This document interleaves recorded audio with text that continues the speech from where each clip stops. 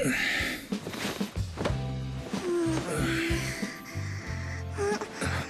Phaethon, this time let me. Vivian? Vivian?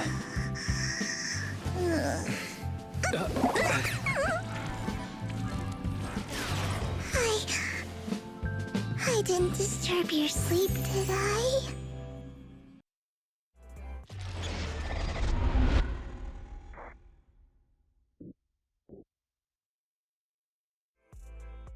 When I got here, the other Lord Phaethon said you were resting on the couch and just let me in. I meant to keep you company while you slept, but then I dozed off myself. I was going to sit here looking super cute, hands cupping my face. You know, like the #1 sleepy face I want to wake up to pose. I can't believe I ended up falling asleep myself.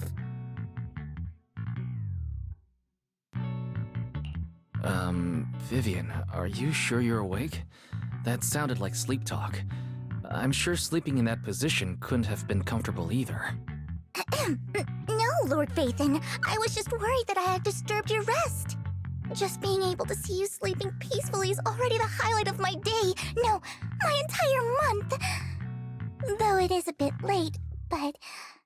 Good morning, Lord Phaethon.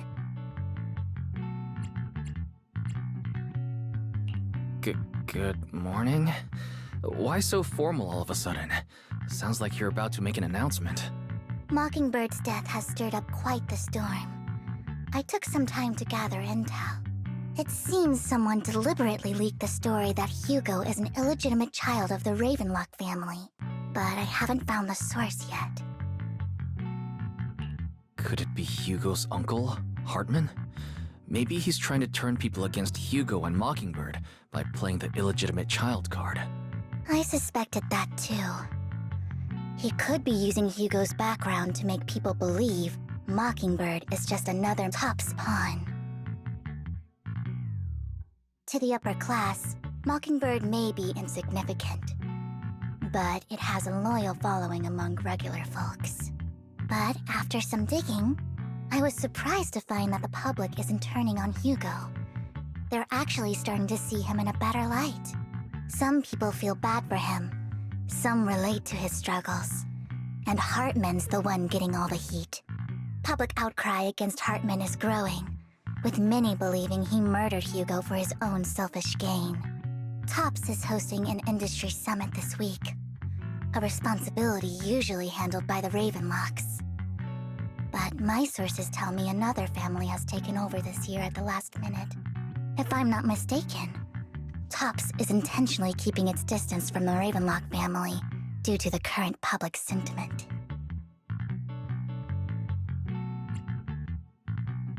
Is someone trying to take advantage of this to get rid of both Hartman and the Ravenlocks?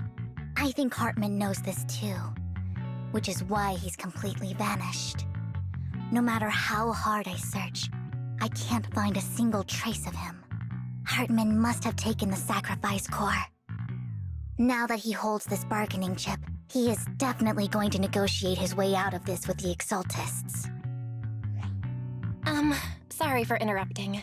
Can I borrow Wise for a minute? Oh, no problem at all. I'm sure you have important faith in matters to discuss. Take your time. I'll just be waiting outside. Wait! Don't go outside, Oh, don't mind me, Lord Phaethon. I wanted to browse the videotapes anyway. I'll be right here. Just let me know when you're done. Thank goodness Vivian didn't walk out the main door. Lycon's been pacing around outside for like half an hour and scared off at least 5 customers. He's stressing over what he did to Hugo in front of Vivian, but he really needs to talk to us. Maybe you should go speak with him first? Sure, I'll go talk to him. At the end of the day, we're all after the same enemy. As proxies, we should become the bridge between them.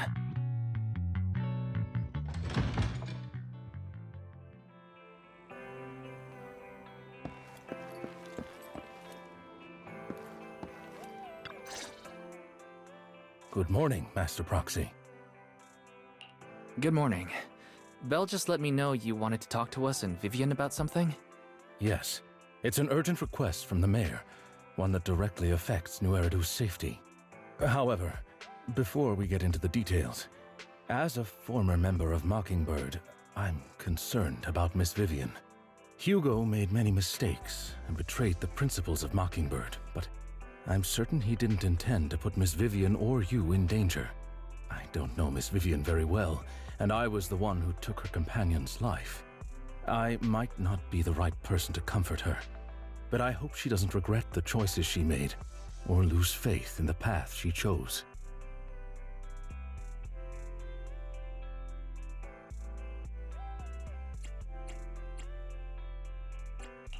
Vivian doesn't seem down at all. In fact, she's been actively gathering intel. I think she's handling this with even greater calm than I am. If you're feeling bad about what happened with Hugo, it might be a good idea to talk to Vivian directly. From what I've seen, she's not as fragile as you might think. That's reassuring to hear. I trust your judgment. You've always had a sharp eye for people. Would you mind coming in with me? I'd like to apologize to Miss Vivian in person.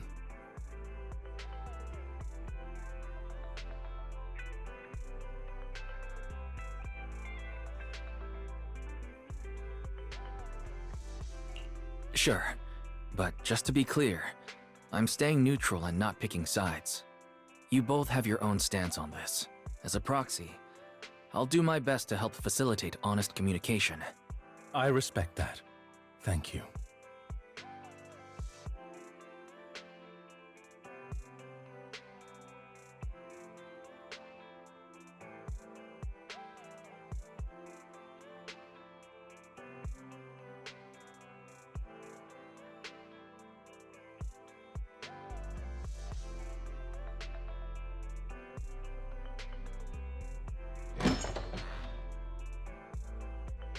Miss Vivian, I'm very sorry about Hugo.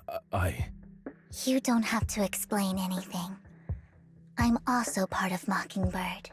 Mockingbird stands on more than just gain, so it won't fall when fortunes shift. Hugo had his fixations and ambitions. I also have things I must see through. I'm determined to get to the bottom of the Exaltists and the sacrifices. Miss Vivian, as a former member of Mockingbird, you have my deepest respect. You have my word, whatever comes next. I would never harm you or Master Proxy. As for Hugo, please accept my condolences. Condolences? That's not necessary. Mockingbird has plenty of tricks up its sleeves. This isn't the kind of act that ends so easily. Wouldn't you agree? You're right.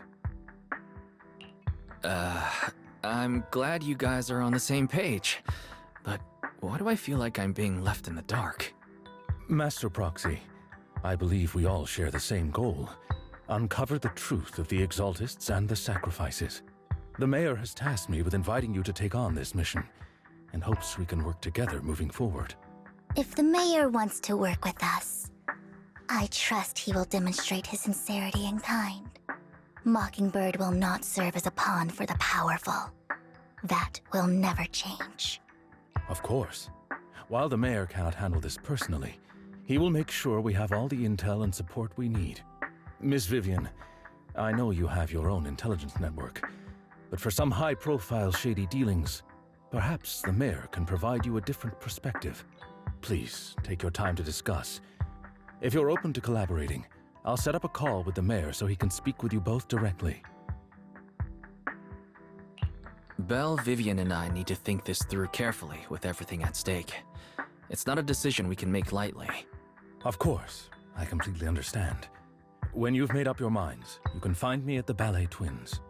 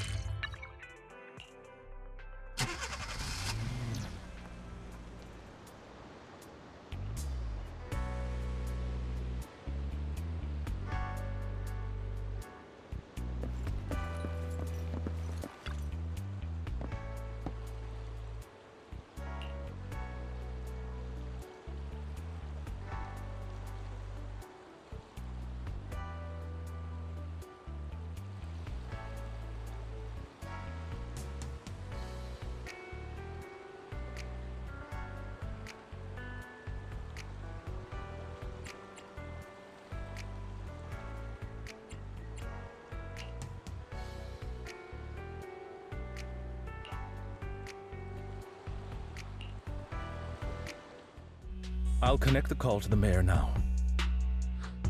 My dear friends, I'm glad you're willing to keep working with me.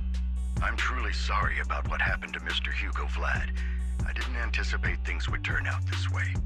As mayor, I can't fully condone Mockingbird's actions, but personally, I had a lot of respect for Mr. Hugo Vlad. I looked further into Bringer's map. The sacrifices were created by an exaltist named Landon, who was active in Janus Quarter. Mr. Landon passed away in an accident a few years ago. Before he died, he was researching sacrifices and was said to have created a batch of serum that could turn living people into sacrifices. The problem was, the serum wasn't stable, and after his death, the recipe was lost. No one knows what happened to the exaltist in Janus Quarter back then. But it's clear that after the leader died, there haven't been major exaltist activities in the area. Bringer's map marks the locations where the exaltists' most successful attempts at creating sacrifices were. The leader of the exaltists in Janus Quarter died a few years back, and they haven't been active since. Could it be that Hartman was just acting on his own? Unfortunately, that's not the case. My sources confirmed that Hartman had been secretly in contact with someone, and they only meet inside the Hollow. Is it possible it's someone from TOPS? TOPS is a huge alliance of corporations. They wouldn't bother getting their hands dirty. Instead, they just sit back and reap the rewards. Everything Hartman is doing is to secure his place in TOPS and strengthen his power within the Ravenlock family. If my guess is correct, Hartman has gotten in touch with the remaining members of the Exaltists that used to follow Landon, helping them create new sacrifices. But what's in it for TOPS? There's no way the Exaltists would just hand over their secrets about sacrifices to Hartman, right? A sacrifice outbreak would throw the city into chaos. And that's when TOPS steps in, taking control of the situation on their terms. The public will see the mayor as incompetent, while TOPS comes off as the real protectors of the city. And when that happens, public trust will shift towards TOPS. And Mr. Mayor, you might find yourself in an unfavorable situation. Still sharp as ever, Miss Vivian. So, what exactly do we stand to gain from partnering with you? Please don't tell me you're doing this out of some noble concern for your citizens. I'm not some hero of justice, and I don't believe in lofty ideals or empty promises. We have a common enemy. While our ideologies may differ, we can work together on this. And as proof of good faith, I may not know exactly where Hartman is, but I can fan the flames over Mockingbird's death and escalate conflicts within the Ravenlock family. So it was you behind the rumors. No wonder I couldn't trace the source of the public outcry. I'm not the one who started the rumors. I just helped them spread faster after they leaked. And I pulled a few strings to make sure the story painted Mr. Hugo Vlad as a heroic figure who was unfairly persecuted. As I said before, I had a lot of respect for him, and I'd be happy to clear his name. Now let me lay out my terms for collaboration. After looking into it, I found that the dormant sacrifice you discovered wasn't the only one. There are more places where sacrifices might be lying dormant. Too many eyes are on me right now, so I can't send my own men to deal with it. I'd like to ask you to retrieve the sacrifices from those locations. I'll make sure to dispose of them once you do, so no one will be able to use them again. On top of that, I've asked a friend to help monitor your physical condition, and maybe even uncover more of your potential. Her research overlaps with your teacher's work. You don't need to worry about her capabilities. She's a Void Hunter rank special investigator. Really?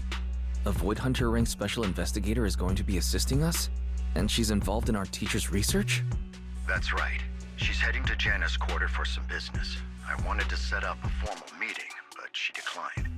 She prefers to assess things on her own, and will reach out when the time is right. She'll let you know the details then.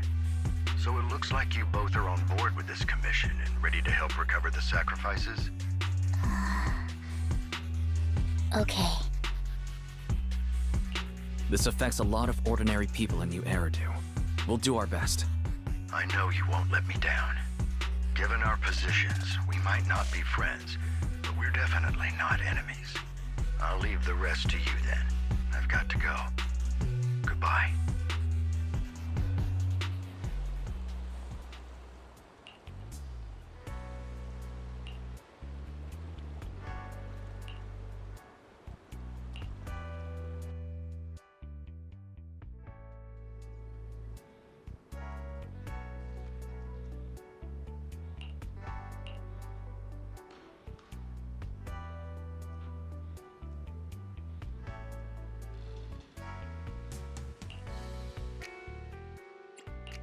I would never. Starlight! How can I have... Star... Man is up. Promise to tell me if anything's wrong, okay?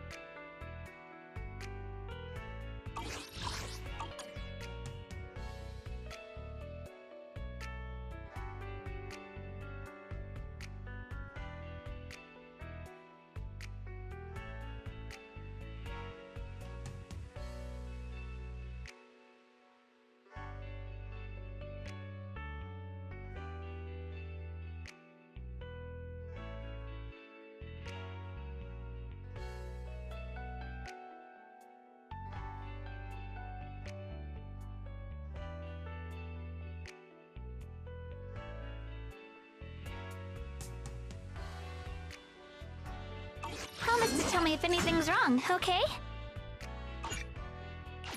Yashungguang of Yunkwei Summit, heeding your summons.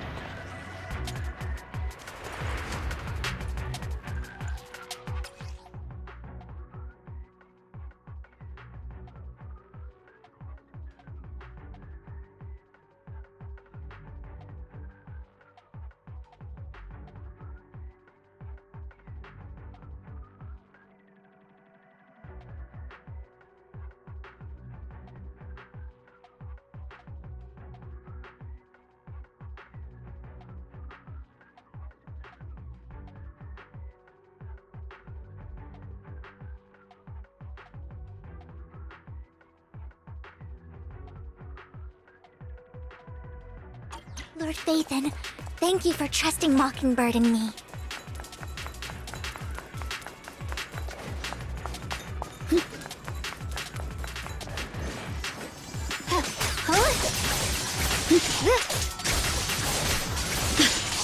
Swelling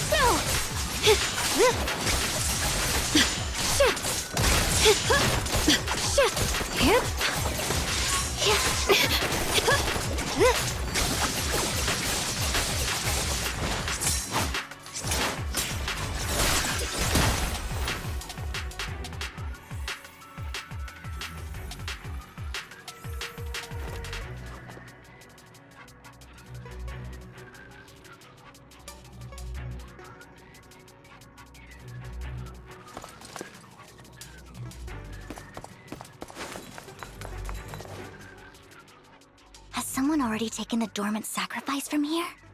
Or did the Exaltus decide to relocate it? No.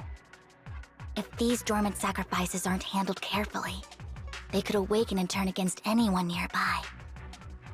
She wouldn't risk moving them unless it was absolutely necessary. Did she realize the mayor was looking into this?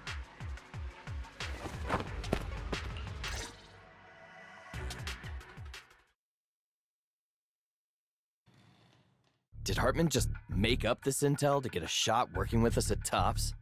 I've been walking around forever and haven't found a thing. The Ravenlocks have always been a shady bunch. No surprise they've gone downhill over the years. I heard they were pretty loaded back in the day. What kind of business did they run? No clue. On the surface, their businesses seemed legit, but who knows what was happening behind the curtain. Probably something with the sacrifices. I mean, how else would he know about the dormant ones left around here for years? And he was so sure that even if those original sacrifices didn't work out, he had a backup plan. Backup plan? What could that be? Well, that's beyond me. I just happened to overhear something while I was next to Mr. Edmund one day. What's Tops planning to do with all these sacrifices, huh? For research? Do you think we'll ever have a normal life in the Hollows? Don't ask questions you shouldn't be asking. All right. There's nothing here anyway. Let's leave the Hollow and report back on what we found. And we'll make it just in time to clock out for the fieldwork shift. Let's get out of here first.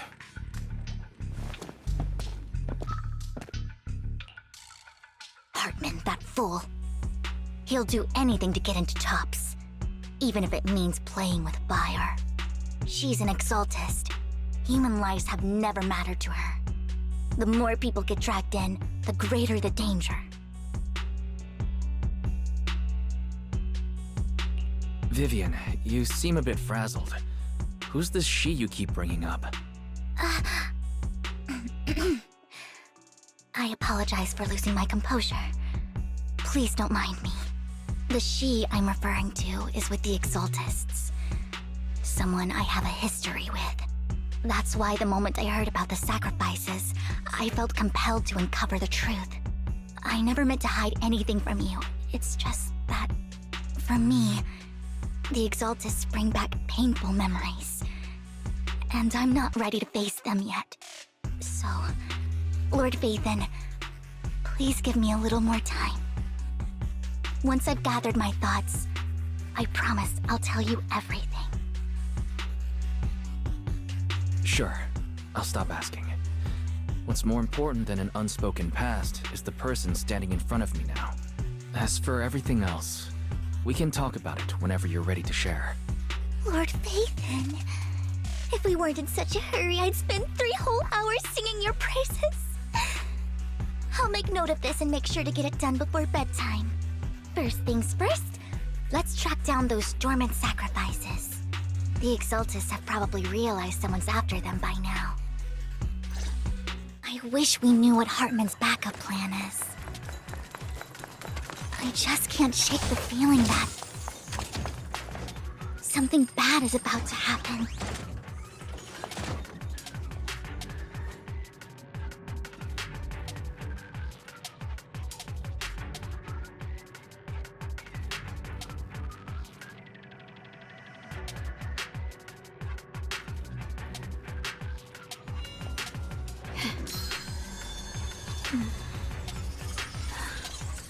The sword nears my heart.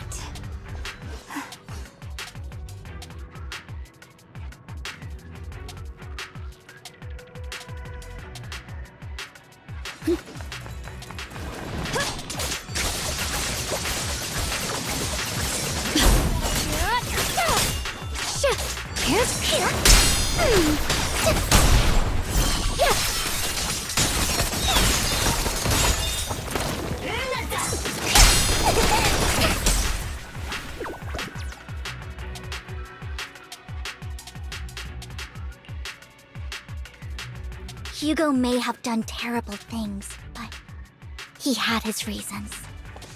Mockingbird might be seen as the bad guys by a lot of people, but ironically, joining Mockingbird is what put me on the right path. For the first time, I'm needed for more than just my curse.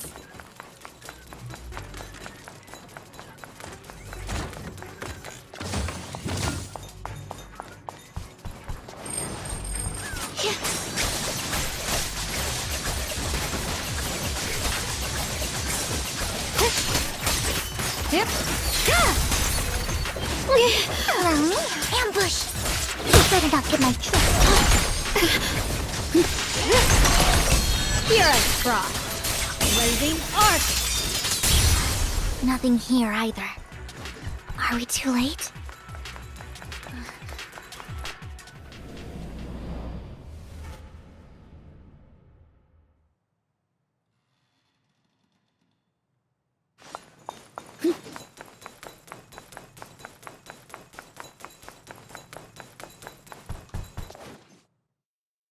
I knew it was you, Vivian. Camille! What are you doing here, sis? Are you destroying the dormant sacrifice? Vivian, don't call me sis. I'm not your sister. Are you trying to stop the Exaltists? I never left the Exaltists. You know what Landon did back then! Lord Landon did it for the Creator. His methods may have been extreme, but they were necessary. Back then, you walked away. You should do the same now. We didn't meet today. Take your friends and leave. What's wrong? Are you being forced into this? I can help you. Help me? Like how you helped her? Vivian, you're crying. You see me, don't you? No, You haven't changed a bit, Vivian. No need to hide your tears. I know exactly what's ahead for me. You've made your choice, and I've made mine. One last piece of advice. Stay out of this. She loathes you. I won't tell her we met today. Don't show yourself around us again. Camille!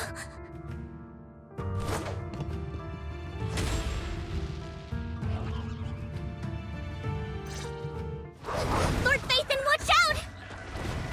I'll tell you what that was about later. Let's take care of the ethereals first.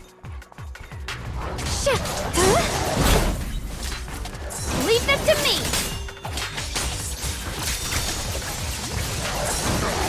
Just this once.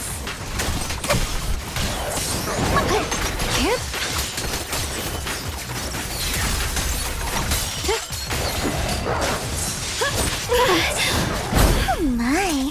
You better not get my trust dirty. And shield.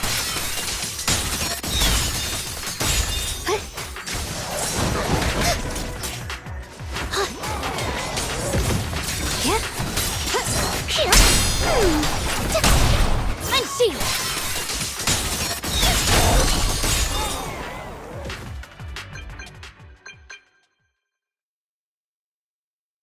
You've been gone forever. Did you run into any trouble? We searched the coordinates the mayor provided. Most of them were already empty. No dormant sacrifices. Camille, the Exaltists have been actively destroying the dormant sacrifices. Why would the Exaltists go after the sacrifices? I saw it too, but I can't figure out why the Exaltists would do this. And one of them is someone I once knew. I thought she would leave the Exaltists after Landon's death, but she stayed. Wait, what did I miss? Why do you know so much about the Exaltists, Vivian? When I was a child, I stayed with the Exaltists for a while. Back then, Landon was one of the most respected figures among the Exaltists in this region. A lot happened, and after Landon died, I left. I can't turn a blind eye to the sacrifices. I know all too well how many lives have been lost bringing them into existence. Ever since I learned a sacrifice had appeared in Janus Quarter, I haven't been able to stop worrying. I won't let history repeat itself. That's why I asked Hugo to investigate, starting with the Sacrifice Corps. Vivian. Please stop. I'm not looking for comfort. I'm just recounting the story for you to understand the situation. We've got bigger things to focus on. But when I do need comforting, I'll come straight to you. I hope you'll make time for me, Lord Vathan. Just so you know, I'm not the easiest to console. Absolutely. If you're feeling down, we'll be here for you. Okay, back to the matter at hand. That conversation between those two TOPS employees back in the Hollow is still bothering me. They said Hartman had a backup plan, and that got me thinking about some news that was quietly swept under the rug. Lately, there have been mining accidents in Ravenlock-controlled areas. Many workers have died. The families were paid off with huge settlements, way more than usual. No protests, no controversy, and the issue was buried. But considering the Ravenlock's financial position, why would they be so generous with payouts? That sounds sketchy. Do you think those accidents were faked? Precisely. I don't think those workers died in mining accidents. I'm planning to reach out to some old friends, see if they've heard anything about this. Do you have time, Lord Vathan? My contacts are just near 6th Street. Care to join me? Sure. Let's go together.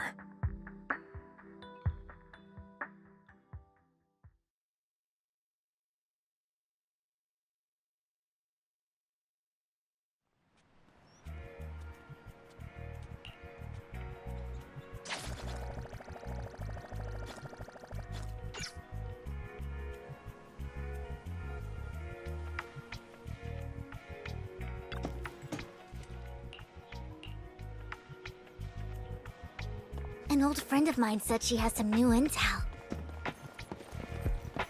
She's like a mentor to me. I learned a lot about data scraping on the internet thanks to her.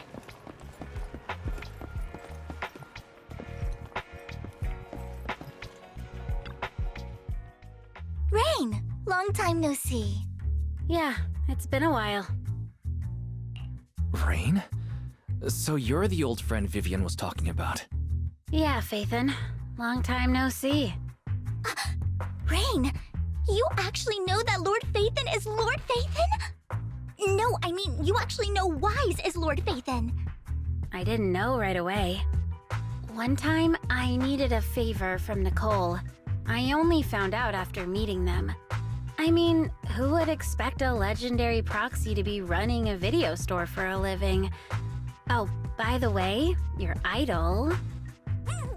Rain, let's not bring up old stuff. Lord Phaethon wouldn't be interested in that. Why are you all tense? Right! Lord Phaethon lives on 6th Street too, and might know your idol. Remember when you traced that post on Internet to 6th Street and actually went to check it out? And you came back all bummed, spouting nonsense. Like there was only a black cat at the location, and maybe your idol is actually a talking cat. Or something like that. I think I know that black cat. It hangs around our shop now. Lord Phaethon, please, let's drop this topic. Come on, Vivian. It's been years and you still won't say who your idol is. If you'd just let me, I'd have tracked them down ages ago. I get it. You want to find the person who's important to you on your own. But you've tried so hard already. It's okay to lean on me a little, you know. I'm sure your idol won't hold it against you. I shouldn't have come to see you. Huh? What's wrong? Rain, Vivian said you might have some intel for us. Should we get into that first? All right, let's get down to business. Here's something I'm pretty sure about. The Ravenlock family's claim that those missing workers died in an accident? Don't buy it. The last signal from those workers was near the Hollow, then communication went dark. I think they were taken into the Hollow. And yesterday, I picked up that the Ravenlock family secretly hired some people to search the Hollow's perimeter. I caught a weird distress signal from someone and managed to track down the source. When I tried to reach out, the signal cut out completely. The last trace of the signal was near Lumina Square. Finding someone in real life isn't really my thing, so that's where you come in.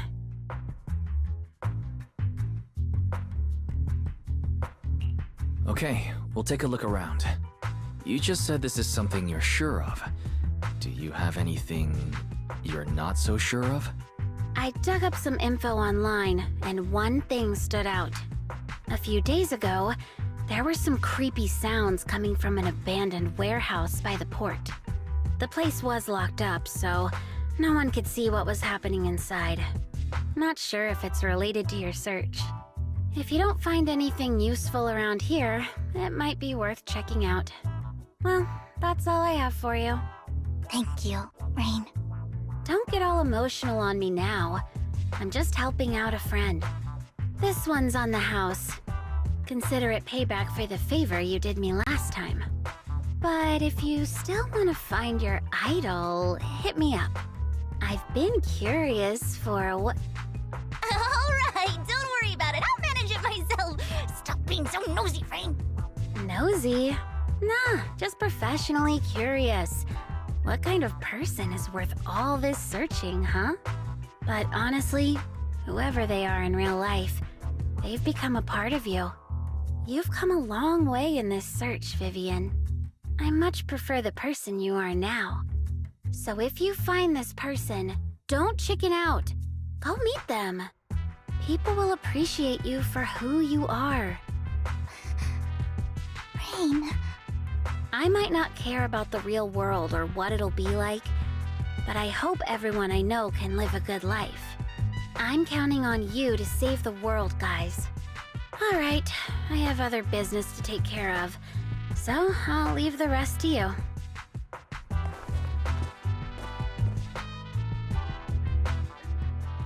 Lord Phaethon, please pay no mind to what Rain said. That big guy's up ahead. Let's hurry.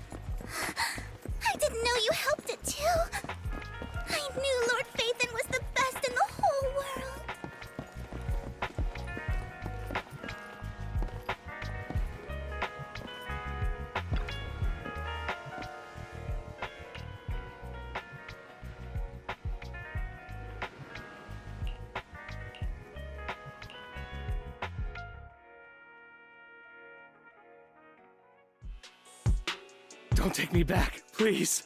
I was wrong. I know I messed up. I don't want your money anymore. Please, no. Calm down. Who are you? I won't say anything. Just let me go. I don't know anything. I swear, I know nothing. We are not PubSec, the HIA, or the Ravenlock family. We won't force you into anything. There's no need to be afraid. What do you want from me then? We simply want to know where the Ravenlock family took you and what they made you do. I can't say. I can't tell you. I have a family. They'll hurt them. You never saw me. Please, just stop asking. Don't you wish to see your family? I don't deserve to see them. It's my fault. I was greedy. I did this to myself. But your family must miss you dearly. I'm sure they won't blame you. No, it's my fault. It's all on me. I don't want to drag them into this. If the whole ship is sinking, no one on board can escape. I'm just a nobody. And right now, there's nothing I can do to change anything. If you care about your family and friends, now is your chance to stop the disaster before it's too late. Even a butterfly flapping its wings can send a tsunami surging across the ocean. No one knows how this will turn out. But if you do nothing now, the only thing waiting for you at the end will be regret. We're not here to turn you in, and we won't force you to confront them. You'll be safe with us. I'll help you return to your family. But you must tell us precisely what happened. Hartman offered a huge amount of money, looking for workers to go into the hollow to guard something. The money was way too good. We all kind of figured something wasn't right. I thought it was just smuggling or guarding some kind of illegal ether resources, so I signed up. After we sent in our applications, Hartman's men took us into the hollow. The first place we went, there was a strange box. When we got there, they handed us some pills, saying they'd improve our aptitude for ether, for us to last longer in the hollow. But after I took them, everything went fuzzy. Something was definitely off about those pills. When I woke up, I saw my coworkers dead in front of me. And there was blood all over my hands. They said something about me being a good experiment, moved me somewhere else, and locked me up. They wanted to inject me with something. I got scared and didn't know what was gonna happen. But then a blonde guy found me, gave me a carrot, and let me go. So I escaped. I didn't want to kill anyone. I don't know. It wasn't your fault that your coworkers died. You were just a tool in their hands. Do you remember the place they first took you? Do you know what was in that box? I only remember the first place was like a rooftop. I think it was on top of a tall building. What exactly was in that box? I can't remember. I'm not lying. Those pills they gave us, they make you hallucinate. I took just one and my mind felt like it wasn't my own. My memories turned into a blur. I'm telling the truth. I'm not trying to run from my mistakes. I just really can't remember what happened. I know you're not lying. We'll arrange for your protection. You can rest easy and recover, and your family won't be dragged into this. Once this is all over, you will be able to reunite with them.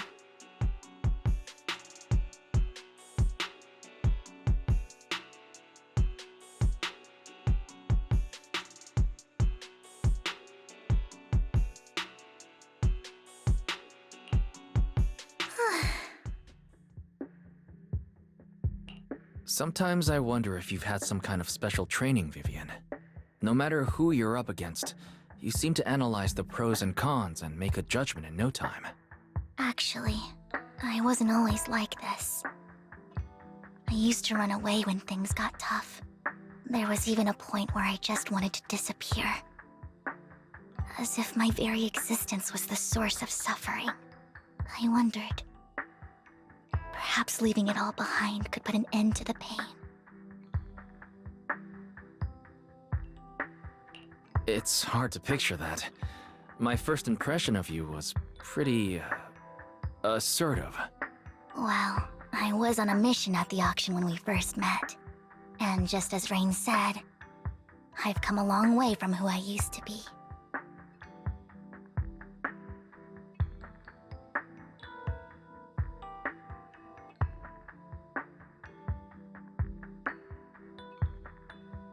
Speaking of Rain, it's quite a coincidence that you two know each other and are actually close.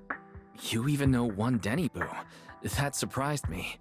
We might have crossed paths without even realizing it. Enough about me. Tell me more about you, Lord Phaethon. Where have you been? And what have you experienced? Looking back, it feels like I've been through a lot lately. Belle and I even lost our Phaethon account. It's a long story, starting with how the Cunning Hares took something from the Red Fang gang.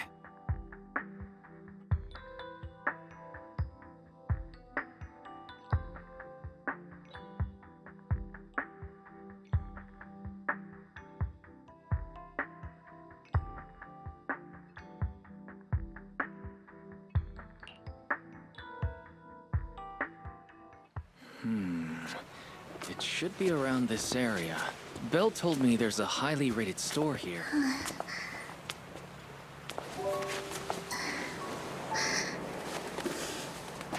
Lord Phaethon! What's wrong? I've seen that black cat on 6th Street. That harmonica in the outer ring you mentioned. I've heard it before, too.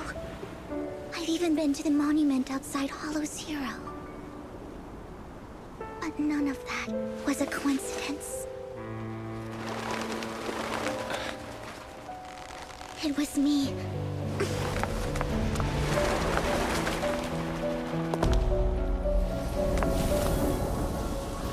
Following you, and now I've finally made it to your side. Ever since I was little, I had been seen as the bringer of bad fortune. I had traveled to many places and witnessed far too much misfortune.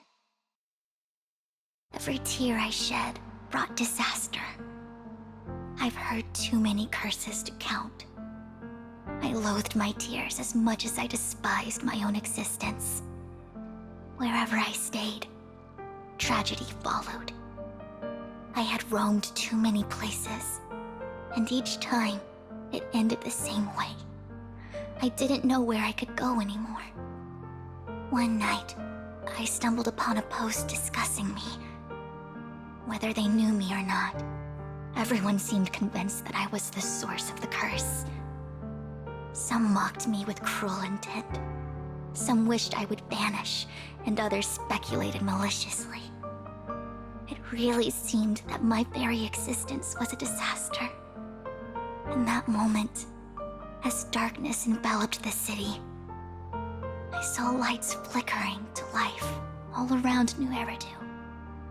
So many lights, and not knowing where to go, I thought, if only I could disappear into those lights. I made up my mind, and right then, my phone rang. I decided to take one last look. I wanted to know who left me my final message from this world. It was you, Lord Phaethon. Huh? Me? Yes.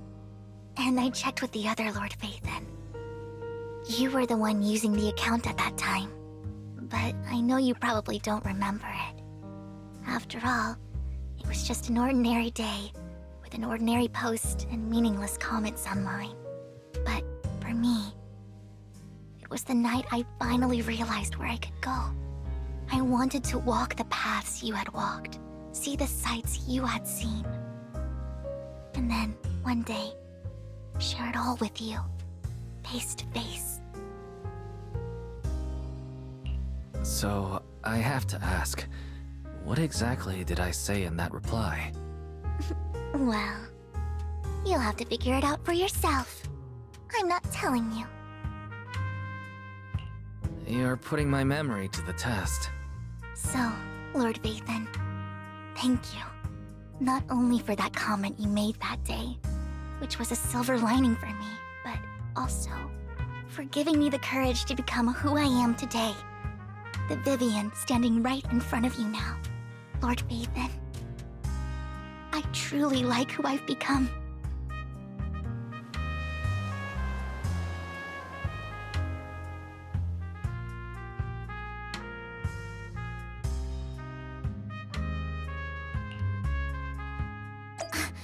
Lycon just sent a message. There's an update. Let's head back to the video store and go over the details together.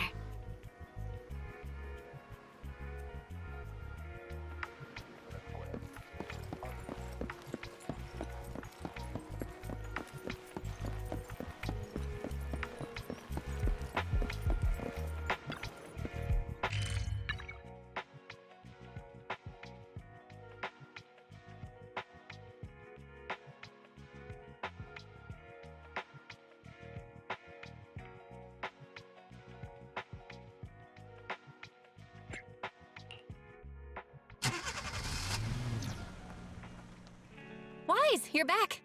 Looks like Lycon's tied up with something. He said I should just chill until you're back, and then we can talk online. I'll call him now.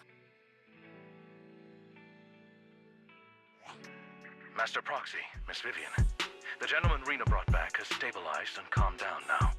Based on his account, we've identified where Hartman is hiding the core.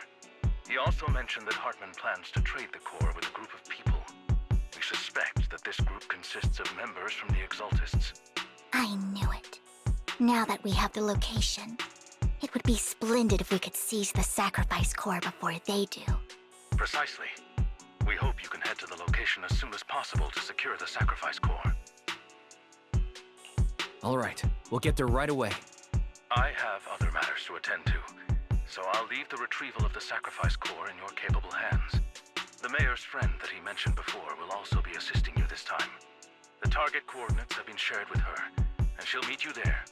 Please ensure your safety, and I wish you all the best.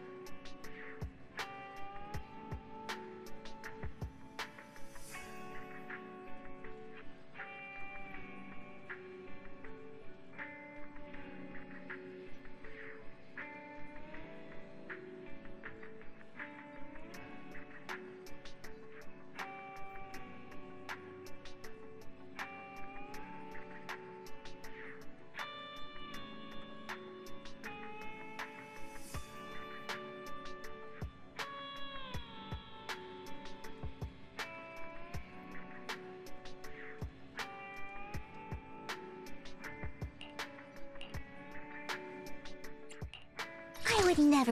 Man is Promise to tell me if anything's wrong, okay? Good day. I'll give you a hand. Yashunguang of Yunkwei Summit, heeding your summons.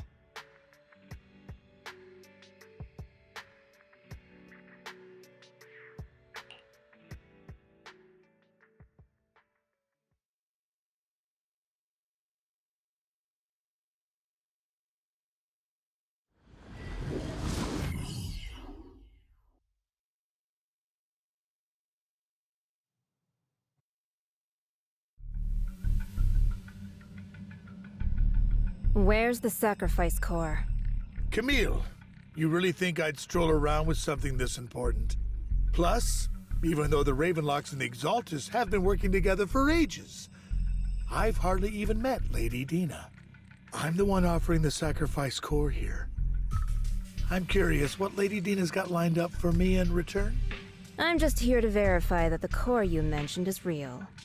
Once that's sorted, Lady Dina will give you a proper response. Our partnership isn't just talk. We need to be sure you have what we need before moving forward. Sure thing. I'll take you to where I keep the core. Once you verify it's legit, have Lady Dina come over. We'll lay everything on the table face to face. All right, lead the way.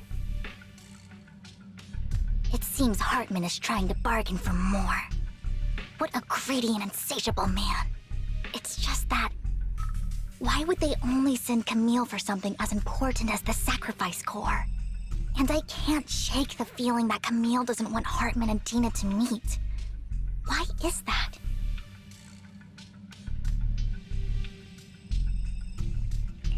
So this Dina they were talking about, is she the leader of the Exaltists? Kind of. Lord Vathan, I really think we should hurry. We must get to where Hartman keeps the core before anyone else does.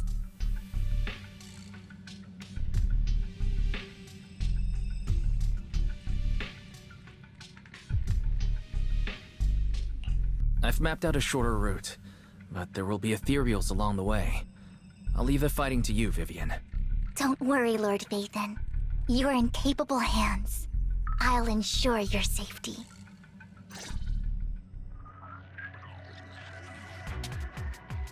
Fool.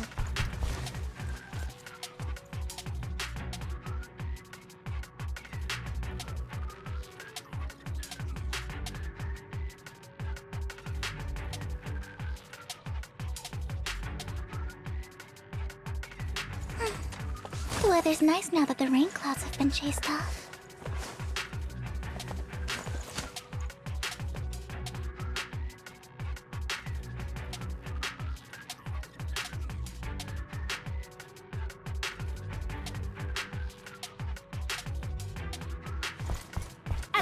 Ethereal! Stay away from Lord Vathan! Stand down!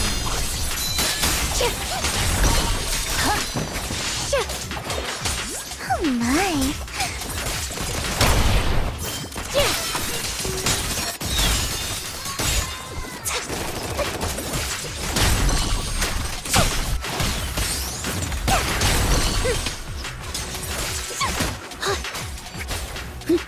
My turn.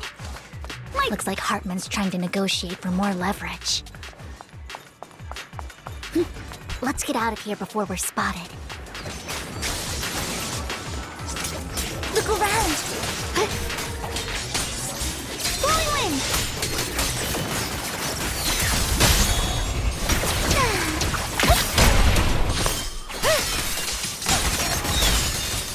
Let's keep moving, Lord Vathan.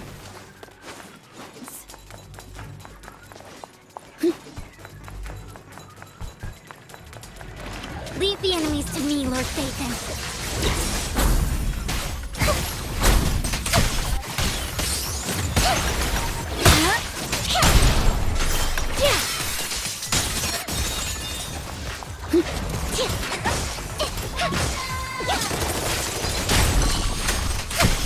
You better not get my trust dirty. Cut through darkness. Icy edge.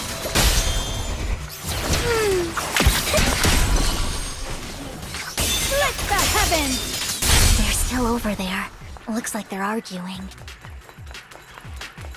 This is our chance. Let's hurry. No matter who has the sacrifice core, Hartman or the Exaltists, it would be really dangerous. Hand over what's in the box. Or we do this the hard way. You sure talk big, little girl. Let's see if you can get past me first.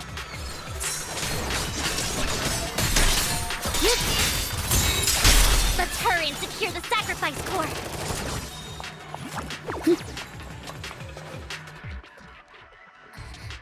Lord Vathan, the box is empty. So Hartman never kept the core here to begin with? How did you even find your way here? Where's the core in the box? What did you do with it? You call this keeping the sacrifice core safe?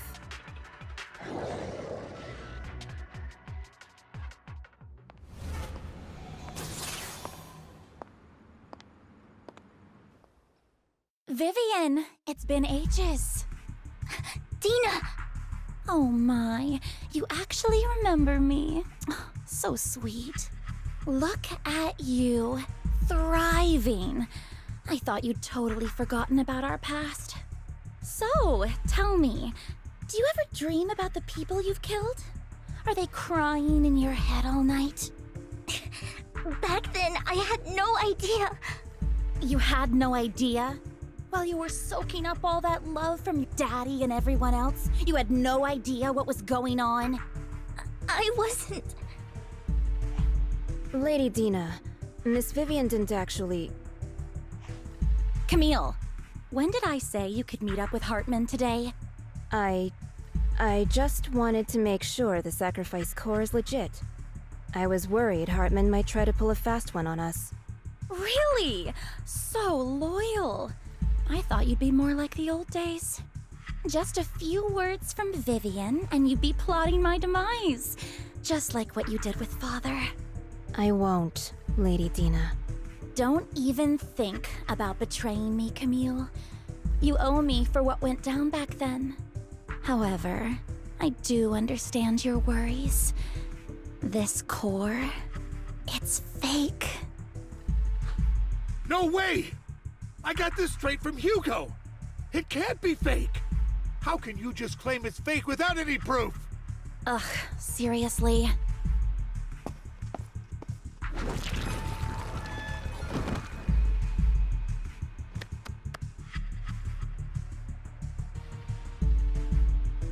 The sacrifice core can max out the ether particles within human bodies in no time at all.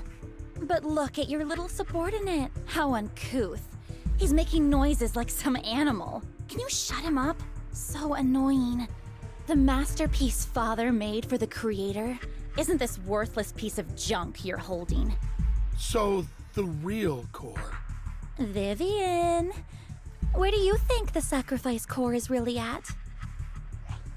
I don't know. If I knew where the real core was, I'd destroy it without a second thought. Dina, you understand what the sacrifices are. And you know those who were blessed should not have to endure such horrors. Oh, they shouldn't have suffered those horrors. Weren't you the one who decided if they'd be blessed or not? If it weren't for your tears, how would they have encountered such misfortune? How self-righteous, Vivian. Their fates were in your hands. It was you who brought disaster on them. Landon just needed an excuse.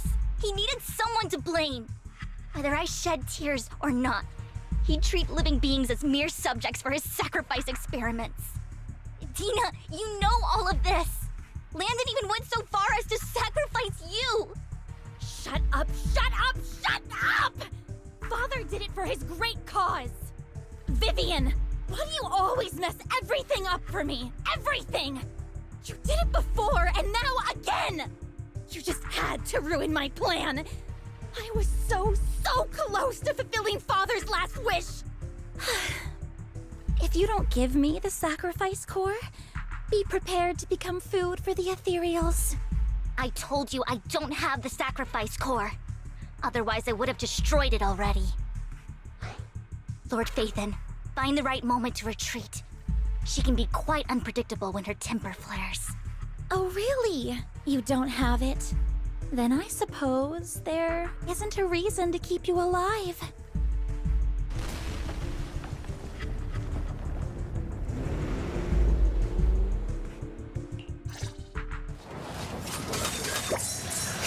Sure, ethereals are coming. Lord Phaethon! Yes!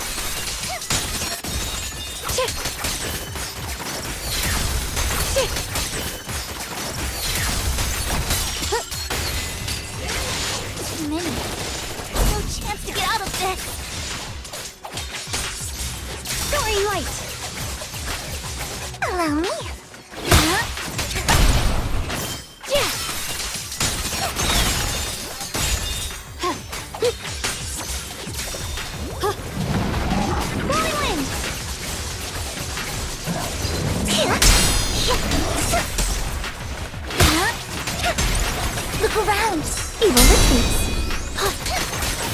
Throwing cloud! The line is drawn. Light brings the dawn. Careful! My turn!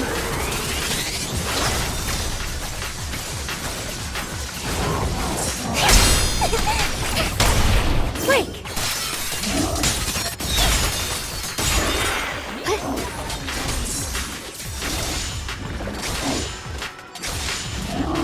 Oh my!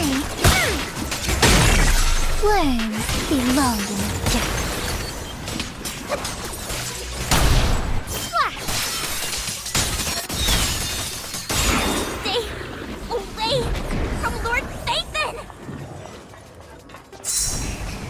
There are so many.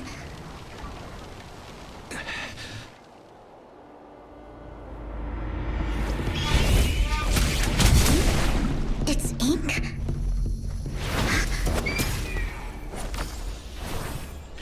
Shun Palace, good fortune, closed gate, safety. What? An evil miasma gathers here. Another place of conflict.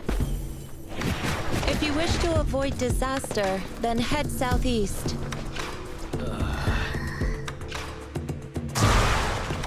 Now! Thank you.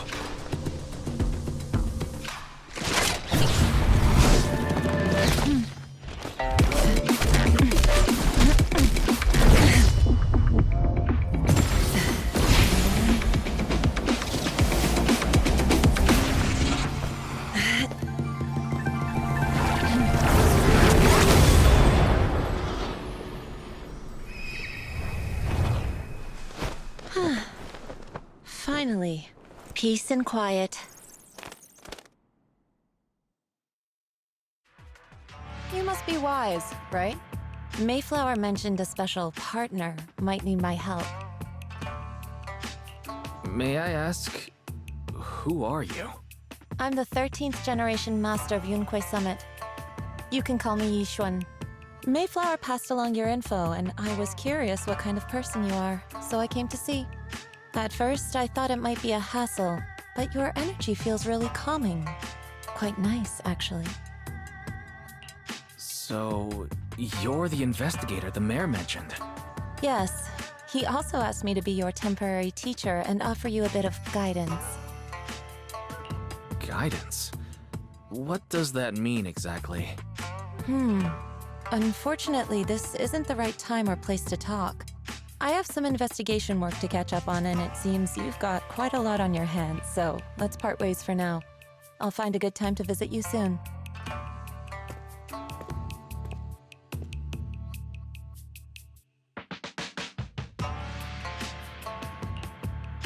I'm so sorry, Lord Phaethon.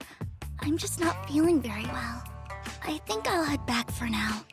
I'll investigate the sacrifice core and reach out once I find something. You don't look so great. Let's get out of here and figure things out later.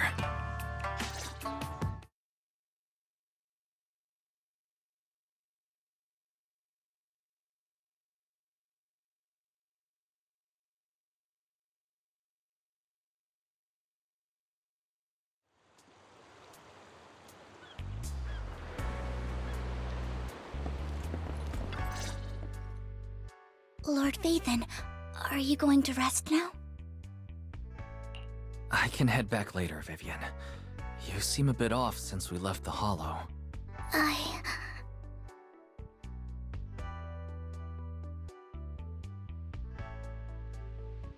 If you want to talk about what's bothering you, I'm here. Sometimes it helps to get it out. I didn't mean to keep my past from you, Lord Phaethon. When I was little, people thought I brought misfortune, so no matter where I went, no one wanted me around for long. Then, one day, Landon adopted me and brought me to the Exaltists. There, I met Dina, who was so kind to me, treating me like a dear sister. She told me her father, Landon, was a great man who'd one day make everyone stop fearing the Hollows, so all life could live freely inside and outside of them. Dina helped Landon pick people for the blessing, and everyone in the Exaltists respected her greatly. those who received the blessing would have a better ether aptitude, allowing them to enter the hollow freely without fear of sudden disaster. Back then, Dina would chat with me every day, always about the Exaltists and her father. But things between us shifted when Landon asked me to step in for Dina. Landon told me I didn't only bring misfortune, and that if I listened to him, I could actually help people. After that, he'd take me to meet people, and if I shed tears, he'd give them a blessing medicine. Those who got the blessing could dodge calamities. At first, I was ecstatic, thinking I could help others. I shared my joy with Dina, but that was when she started to pull away from me. Was that blessing medicine the same sacrifice serum Bringer had? Yes. To be precise, it was an early version of the sacrifice serum. Landon's medicine wasn't stable. The medicine Landon developed could boost abilities quickly, but also sped up the development of ether corruption. In the end, most people turned into ethereals, and a few became sacrifices, losing all human consciousness. The ethereals were killed while the sacrifices were given to the higher-ups of the Exaltists. The Exaltists wanted the sacrifices to hold human consciousness, so Landon's medicine was seen as a failure, and he gradually lost influence within the Exaltists. One day, I saw Dina, and tears streamed down my face. In a bid to save his reputation, Landon decided to let his own daughter receive the blessing. I had always thought that getting the blessing was a good thing, until I saw terror in Dina's eyes that day. That evening, I broke Landon's rules for the first time and followed him out of the Exaltist's residence. I trailed him to the Hollow, where I witnessed someone who had been blessed becoming corrupted. In the end, that person became an ethereal. Then, without hesitation, Landon killed him. Before Landon returned, I went back to the residence and snuck into his study. And there, I uncovered the truths I just told you. And just a few days later, it was time for Dina to be blessed. I wanted to save her and stop anyone else from getting deceived. So, that day, I told everyone present that Landon should be the one to receive the blessing, not Dina. At first, Landon argued, and no one believed me. But, in front of them all, I looked at him and let my tears fall.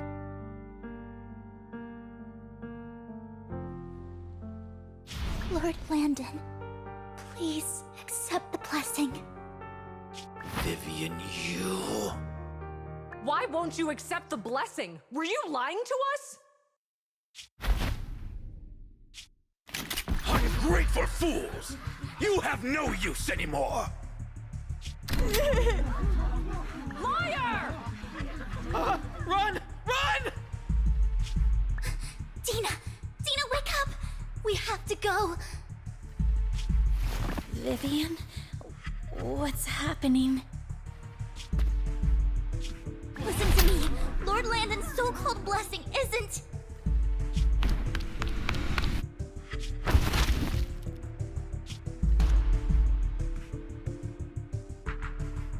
Father!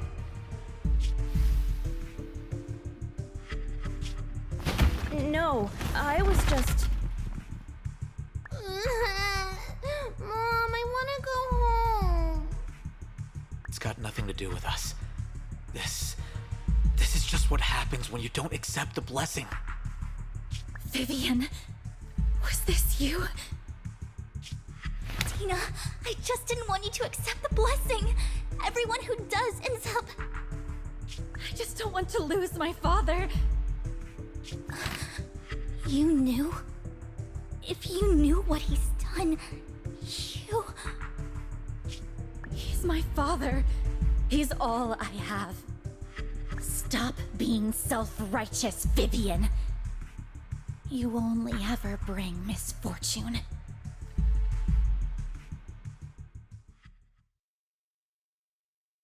I thought once Landon was gone, Dina would leave the Exaltists. I never expected her to continue his research, or that Camille would stay. Camille lost her entire family in a hollow disaster, so she's always supported the Exaltists. She's not a bad person. She's just someone searching for hope. She joined the Exaltists very early on, and even watched Dina grow up. That day, she was just so desperate to save Dina that she... All these years, she's been following Dina, taking care of everything out of guilt, I think. But I didn't just fail to save Dina. I trapped her. I see misfortune approaching, but I can never change its course or avoid the bad ending. Maybe I really am a bringer of misfortune. No, you're not the one causing trouble. Whatever went down with the Exaltist, it was Landon who was pulling the strings. As for Dina and Camille, they knew the truth and they made their choice. The hollows and the disasters they caused took more than just their loved ones. Not all survivors cling to obsession and hatred like those two do. Lord Phaethon. You need to believe in yourself, Vivian. From what I can see, you're handling this sacrifice crisis pretty well on your own. Besides, you told me you really like who you've become. I hope that you can believe in that, at the very least. Yes, that'll always be true. Thank you for listening to my story today. Years have gone by, but I've never had the courage to face all this. Maybe Dina and I were meant to meet today, so I could finally spill it all out. It lightens my heart a little. Lord Phaethon, you truly are a wonderful listener. Not just today. Whenever you're feeling down, know that I'm here for you. I will. It's been such a long day. You must be exhausted. I'll track down the location of the sacrifice core and let you know what I find. Good night, Lord Phaethon.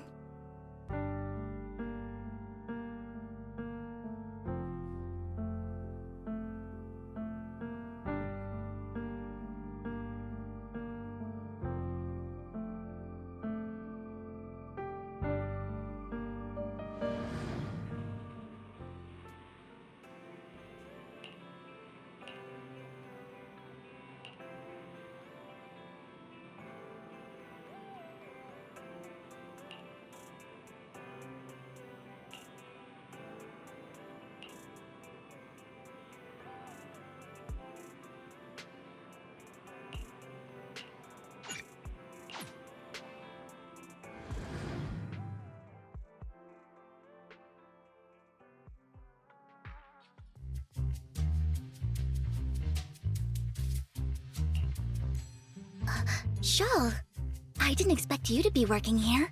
Perfect. I was just covering someone's shift.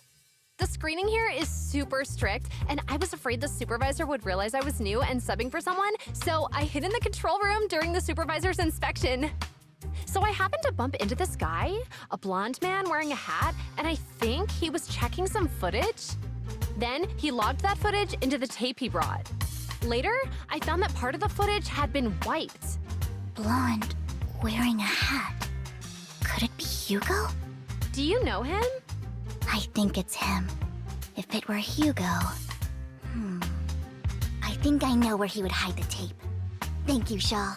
You were a big help. Great! You also helped me a lot when I started working. I used to make mistakes all the time. If it weren't for you cleaning up my messes, I would have been fired ages ago. So I'm happy I could help you too. All right, go ahead and do what you need to do. We'll catch up another time.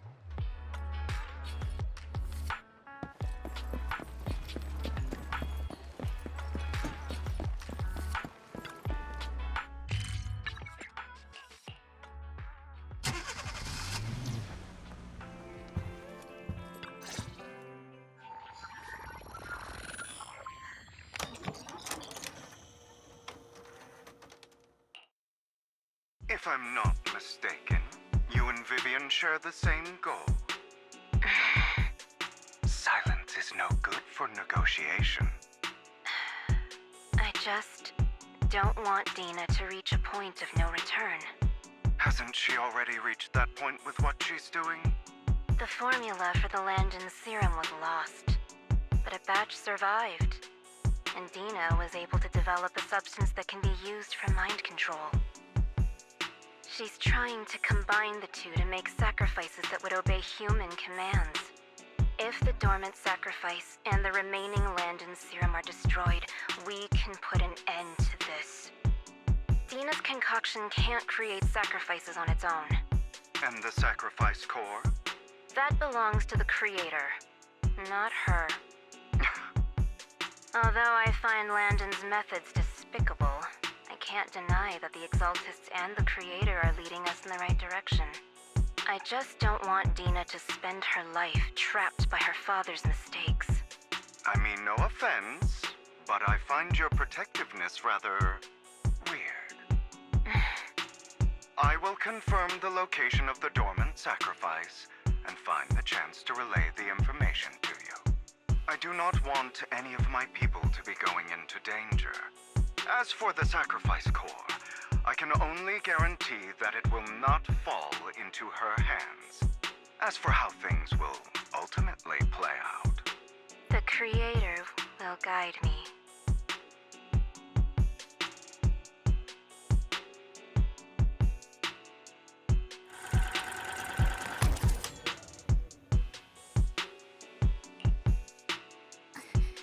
Camille was actually destroying the dormant sacrifice?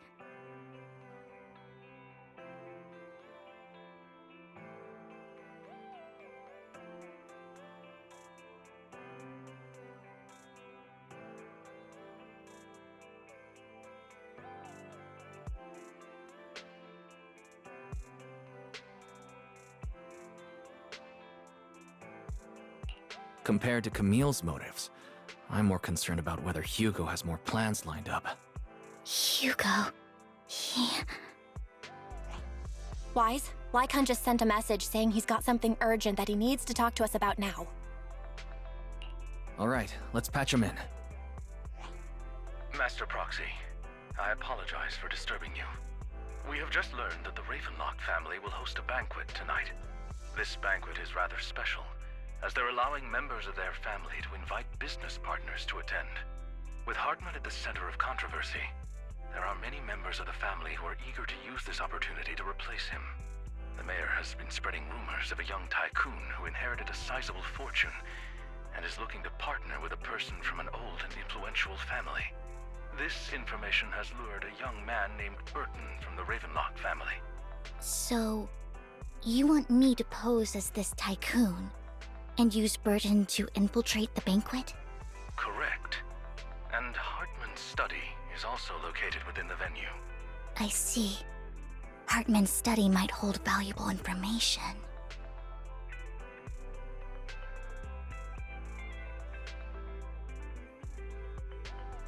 It seems like there's nothing left for me to do. You can attend as her +1. +1?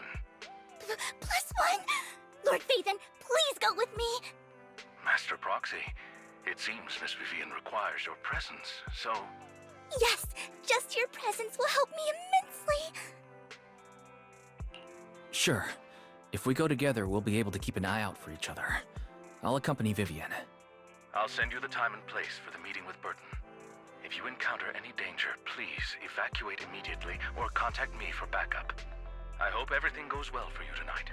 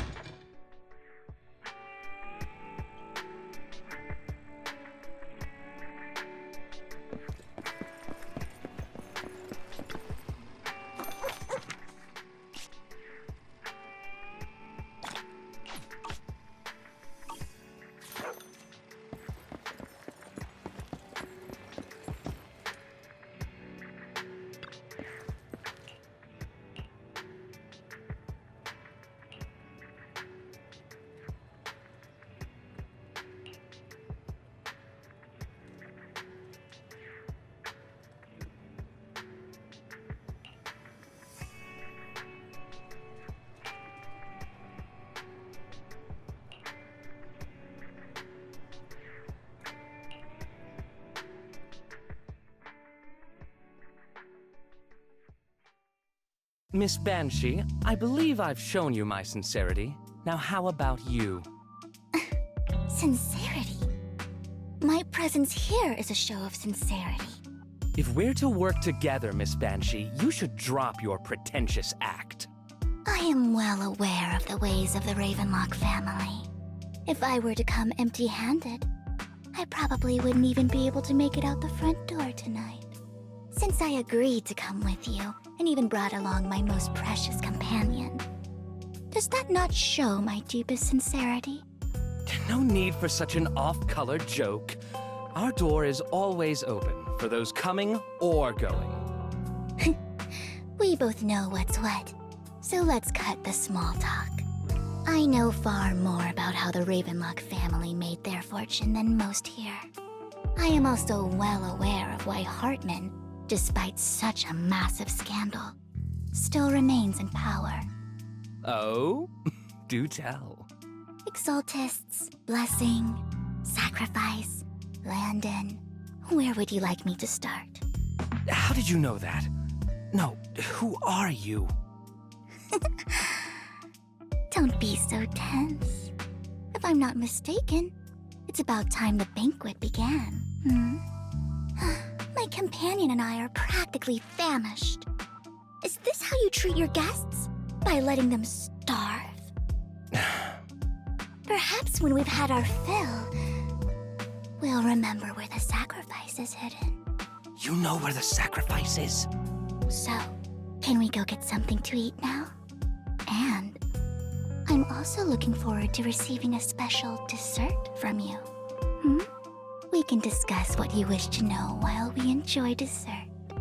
Of course. I wouldn't let such an important guest discuss matters on an empty stomach. As for dessert, I will prepare it myself, and I guarantee it will satisfy you. I'll come find you later. I wish you a pleasant evening.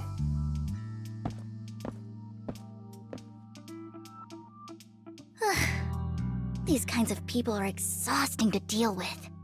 I really don't know how Hugo used to put up with it. Was there a special meaning to the dessert you mentioned just now? I thought he'd stay for longer, but he left once you said that. Hugo taught me that bringing up dessert in such situations is a way of telling the other party they need to offer more. Fortunately, that old fox Hartman is terrified of losing power. He's definitely keeping the destruction of the sacrifice and the fact that the sacrifice core is fake hidden from the other family members. Otherwise, Burden wouldn't have been so willing to raise his offer. Lord Phaethon, let's find Hartman's study when the banquet is at its busiest.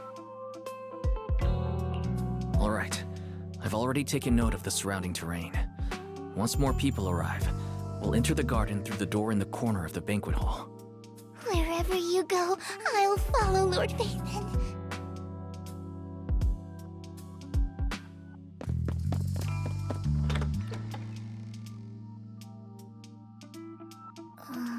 Isn't this going a bit too well? The security outside of the manor is really strict, but maybe it's more lax on the inside? Just in case, though, let's contact Lycon. Right. Having some backup would be safer.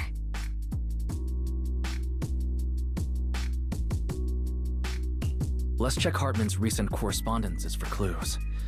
I still have concerns about the sacrifice core. Right. Though the core he gave Dina was fake, Hartman might have left a trick up his sleeve and hid the real one.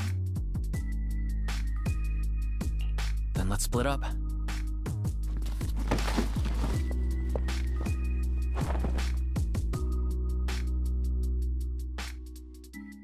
Esteemed guests, is the catering at the Ravenlock family banquet not to your satisfaction? So much so that these two distinguished guests felt the need to come to my humble office to scavenge for food. Don't want to come out? Well, after all, you don't have long left. Burton, that greedy idiot, fell for the mayor's trap. But I never expected that he would bring you into my territory. I suppose I should thank him. Otherwise, I would have had to go to great lengths to eliminate you. Vivian, Phaethon, give Hugo my regards. Tell him I shall be taking the wealth and power of the Ravenlock family for myself.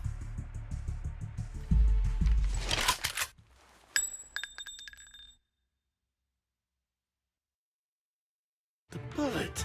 How? Dear Uncle, why must we be so distant with one another? You can just tell me what you want to say directly. Hugo! Impossible! You're... Uncle, you must know a Ravenlock will never stop until they get what they want. Did you really think I would be defeated so soon, when I have yet to trample you into the dirt? You filthy bastard! You only know how to resort to these petty tricks! Petty tricks?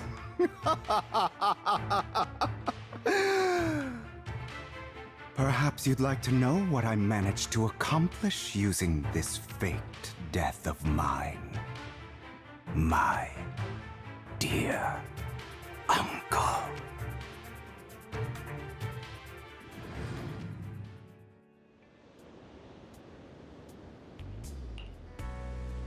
Faking my own death. Hope it's all worth the theatrics in the end. It was just to keep Hartman off my back, but maybe I went a little overboard. The manager must be pretty shaken up. I should apologize at some point. Guess I'll also bring Lycon along. He's my partner in crime, after all.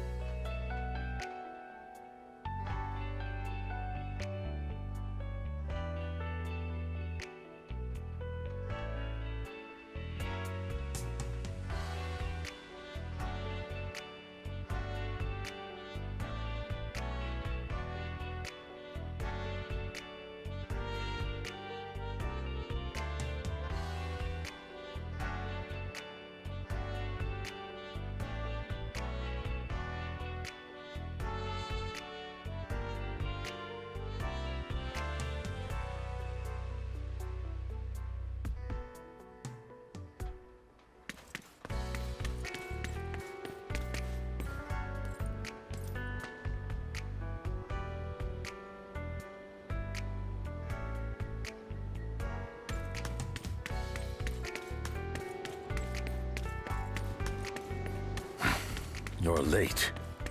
So strict. Spare me a moment to catch my breath, will you? You're taking longer to rest than I expected. Lycon, you think too highly of my physical capabilities. Well, thank you for your cooperation. I must say, if nothing else, at least your acting skills have improved.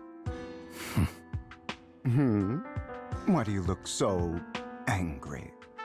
You should be happy. We pulled that off together with flawless teamwork and managed to fool everyone.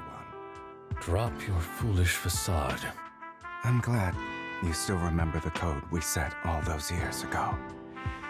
And thank you for ensuring your sleight of hand didn't deteriorate. Oh, right. I should also thank the blood bag hidden in my clothes and our other props. Do you remember when we last used this trick? It was probably ages ago. Sometimes I really don't understand you. Have you never thought about what the consequences would be if I didn't understand your code? If I decided against helping you? Or if I just couldn't control my strength properly? You'd understand it. Of course, if things really did go awry, I had alternative plans. You wouldn't be so arrogant as to think I'd bet everything on you, would you? You're insane. Aw, I'm flattered.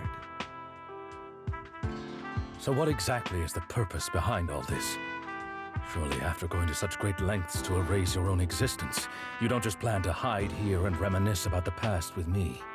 Don't try to brush this off. I've already helped you enact your plan. Tell me the truth. Don't get your tail in a twist. I have more plans that require your assistance, so naturally I would not hide anything from you. Simply put, as things stand, whether as Hugo Vlad or as Mockingbird, I am doomed to die. Seems you've made quite a few enemies. As a member of the Ravenlock family, I negotiated with Edmund and managed to obtain resources from Tops for my future plans. I also confirmed what attitude they held toward your master, the Mayflower family. Meanwhile, I used my identity in Mockingbird to strike a deal with Hartman and gather information on their collaboration with the remnants of the Exaltists. That's where I got my intel on what Bringer left. Oh, by the way, the crime declaration letter that your dear mayor received, that was also sent by yours truly. He's probably figured that out by now, right? Though I'm not sure if he told you. The mayor learned about the sacrifice attacks through his own means, but lacked an opportunity to take action. That warning letter was precisely what he needed. You aren't hopeless yet. How delightful. In short, I'm more well-informed than your lot because I get around, dealing with all these different important figures. But of course, it comes at a cost, it's only fair.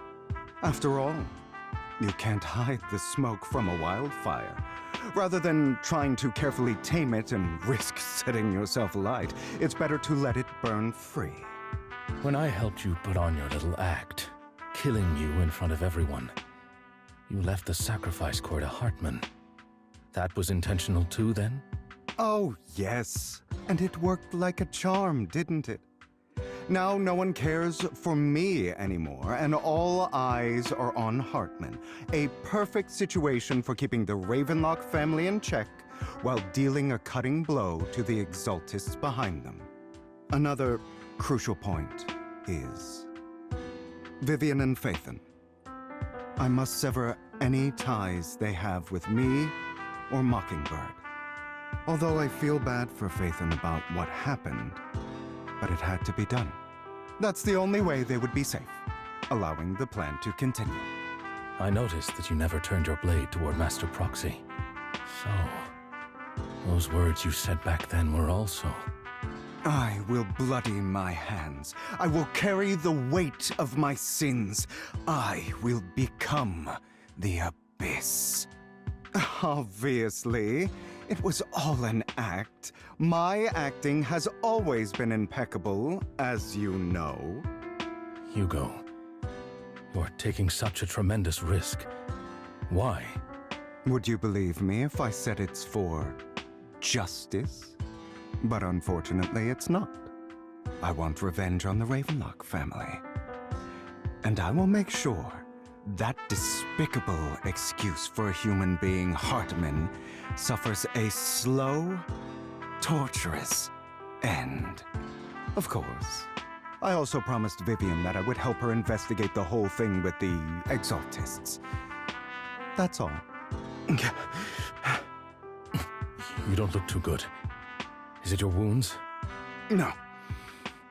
This is the first problem I plan to resolve.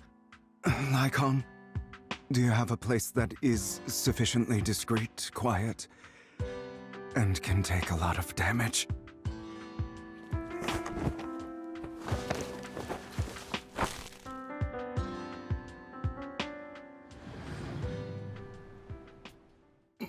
What exactly are you doing? Don't look at me like that. If I didn't have to do this, I wouldn't. Hartman recently obtained a bizarre substance, most likely from those crazy exaltists. After use, it allows control of the victim's mind. To some extent. You were dosed with it? To be more precise, Lycon, I deliberately allowed Hartman to put this drug in my cup to facilitate our previous collaboration.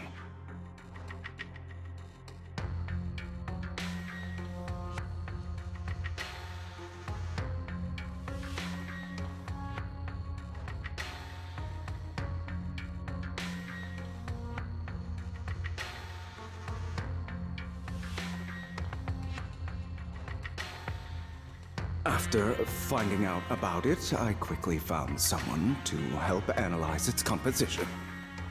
The good news is he gave me a very low dosage, perhaps because he was afraid I might notice. There's a different medication that can delay its onset, preventing me from actually being under his control. I simply need to put on a show in front of my dear uncle. The bad news is that currently there is no antidote. When I delay those effects, however, they will accumulate and erupt when my body reaches its limit. It may even break my mind. And that's exactly what's happening now. I need to endure those accumulated consequences. So, I will lock myself in this room for however long that takes. I've tied my limbs to prevent me from smashing this place or accidentally hurting myself. Anyway, after you leave, do not open this door, no matter what you hear. I recommend seeking professional medical assistance. This is advice I received from a doctor. Or are you saying you don't believe I can make it? So, Lycon, come find me here at the scheduled time. All you need to do is smile and await my victory. What if I want to stop you? You know you won't succeed. You never have. And you never will. Well, time is short.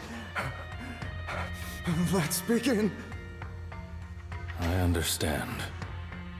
Don't die, you stupid bastard.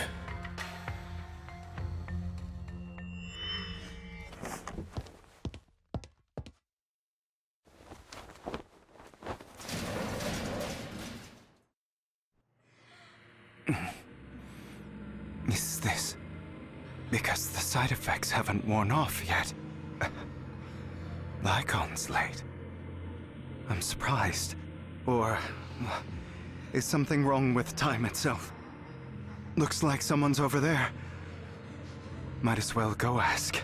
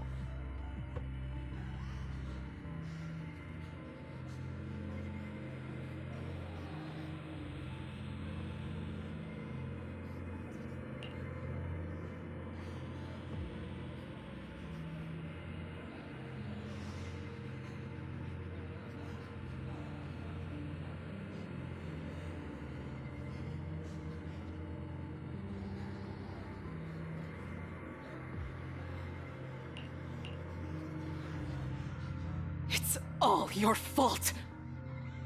I wish I had never given birth to you!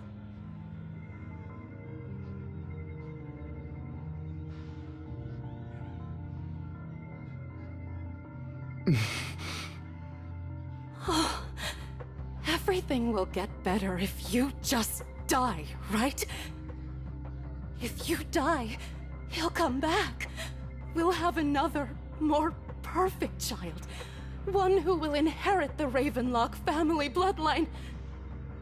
Then I'll be able to escape this pain. So, Hugo, for the sake of Mommy's happiness, just die, okay?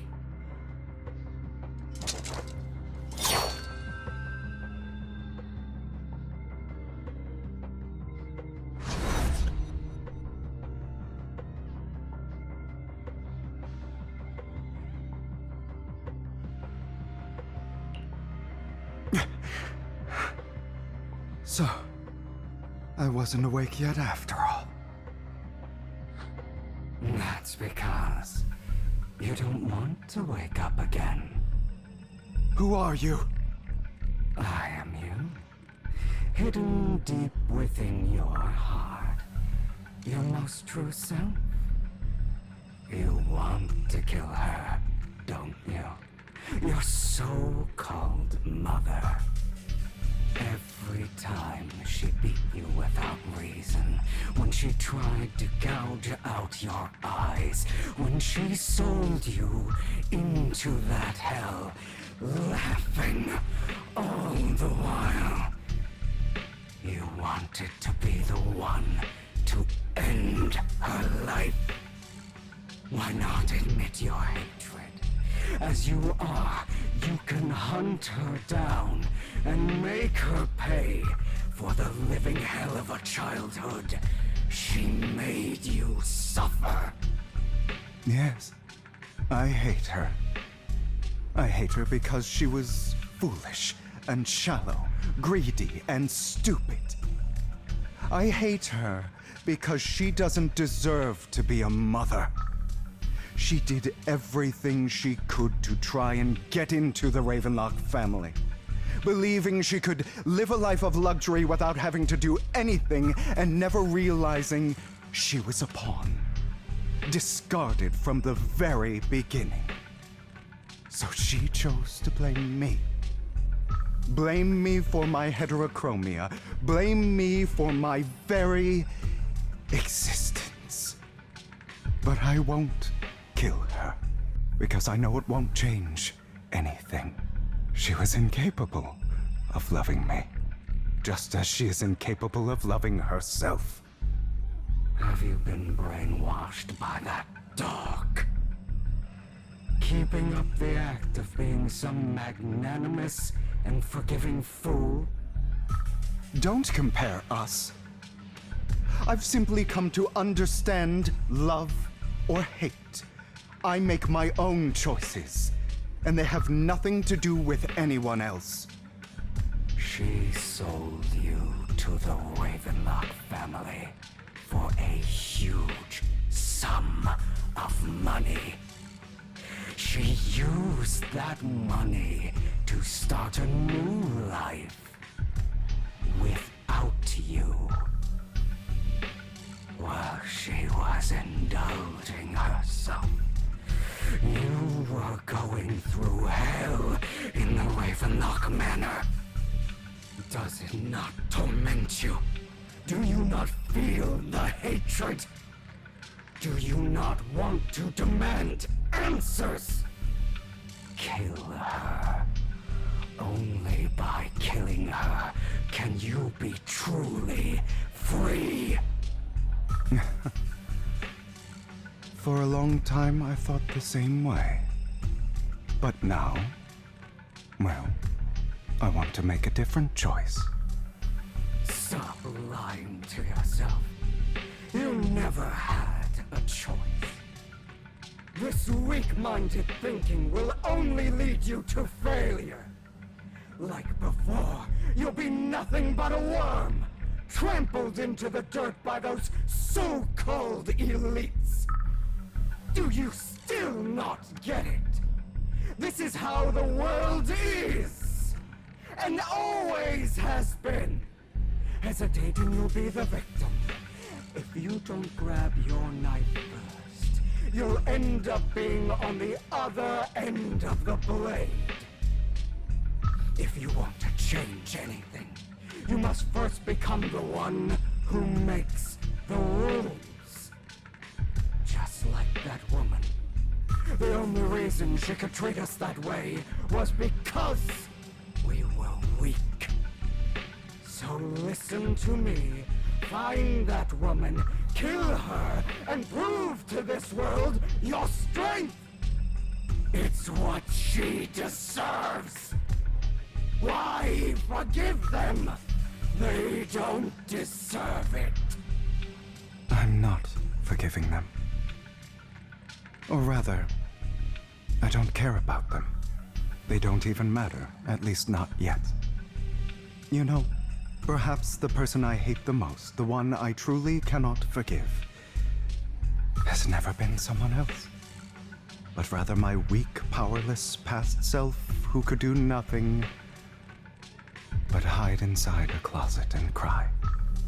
I hate myself for having neither the strength nor the courage to resist. I hate myself for begging for so-called familial love, even after being treated so terribly. I hate that despite the pain of my wounds, I still hope to receive the carrot and not the stick. And that means you, correct? So, I forgive you. I forgive myself. You'll regret this, fool. Your pretty words mean nothing. You will ultimately return here to me.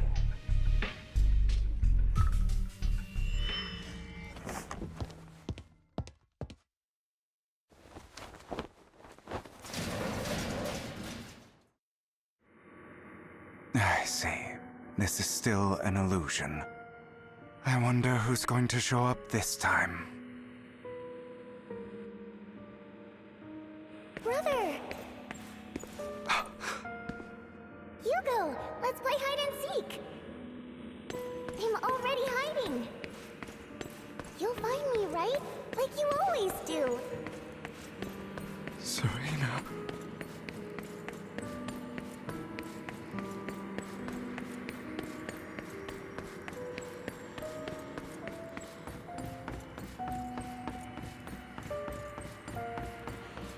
You're looking in the wrong place.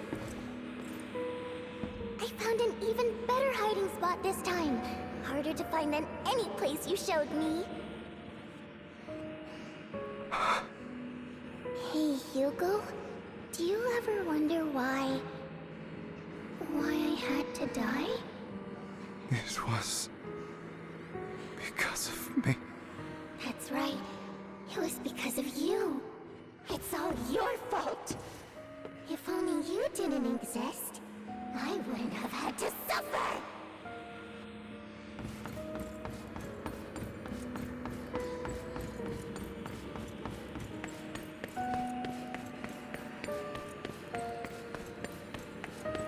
Still looking in the wrong spot.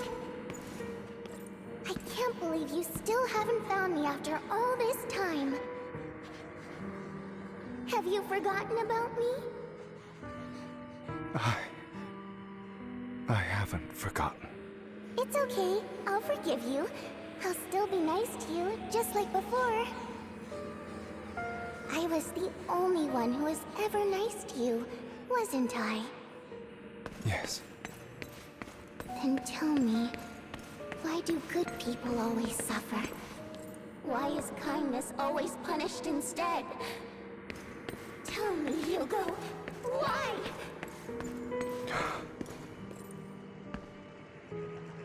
Hugo, are you lost? Go back the way you came. I left you a surprise there.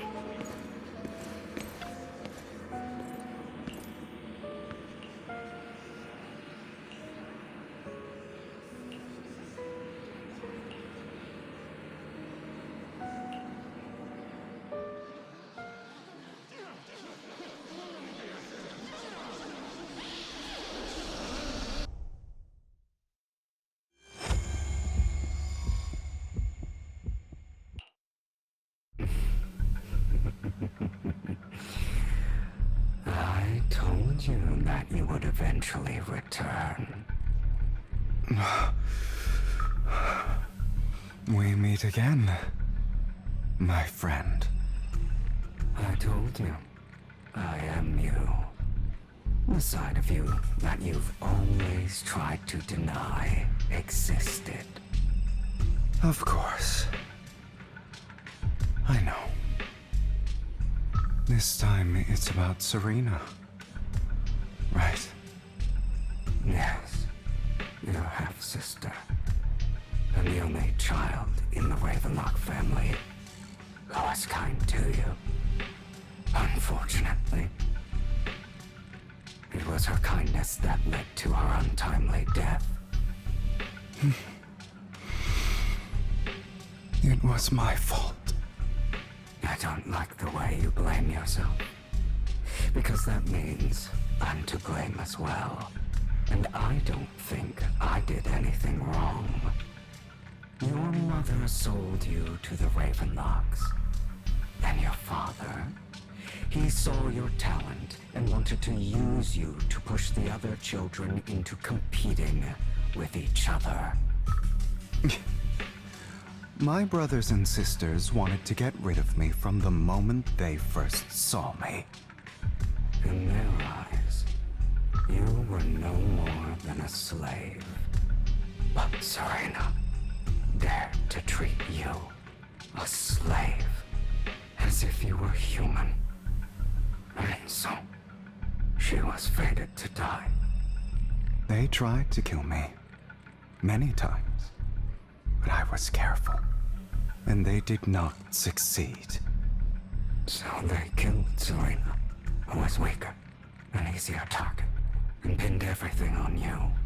Serena died in your place. Those cruel brats thought that by reporting this to Father, they could use it to get rid of you, a rival who threatened their positions. Yet, not only did Father not blame you for the incident, he praised you for it. In this world, only the ruthless, cruel, and merciless can stand at the top. And that's exactly what you managed to live up to, no? You found a perfect opportunity thereafter to catch the ringleader of the group who framed you and almost beat him to death.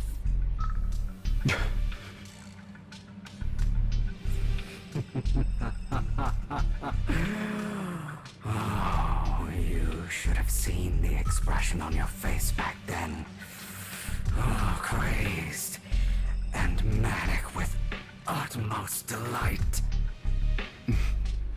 I don't remember that.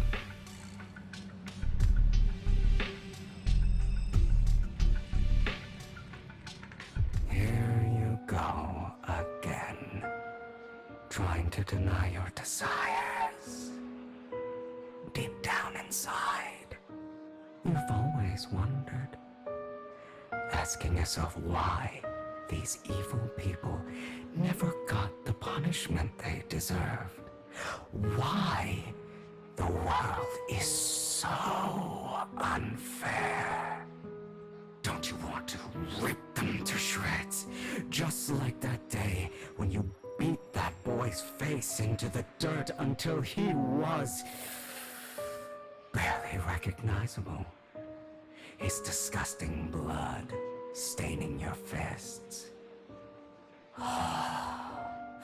Recall your exhilaration, your cathartic release of rage, that outpour of hatred. That victory belongs to you. You deserve it. Those brothers and sisters of mine are all dead. I cannot take revenge against the long deceased. They died by Hartman's hand. Dying in the power struggle to become the Ravenlock family's heir, rather than by our scythe. Boring. Boring. I find it hilariously ironic. Children who would murder their own kin for scraps of power dead at the hand of their uncle who followed their example. Is that not karma? Power struggles pitting kin against each other, betrayal, suspicion, and hatred between people of the same blood. It's like a curse written into the Ravenlock family's genes. Laughably stupid. Don't forget, my dear, that the same blood flows through your veins.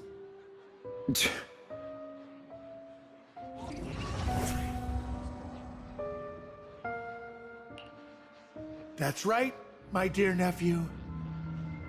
No matter how much you deny it, the blood of the Ravenlock family flows through your veins. Survival of the fittest. Only the strongest deserve to live. Only the strongest deserve to rule. This is the path of success that has led the Ravenlock family to victory countless times.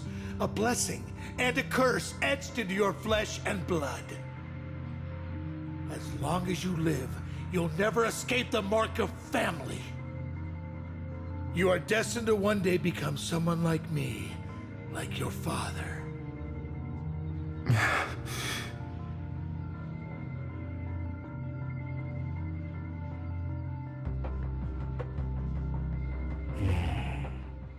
Is that fear I sense?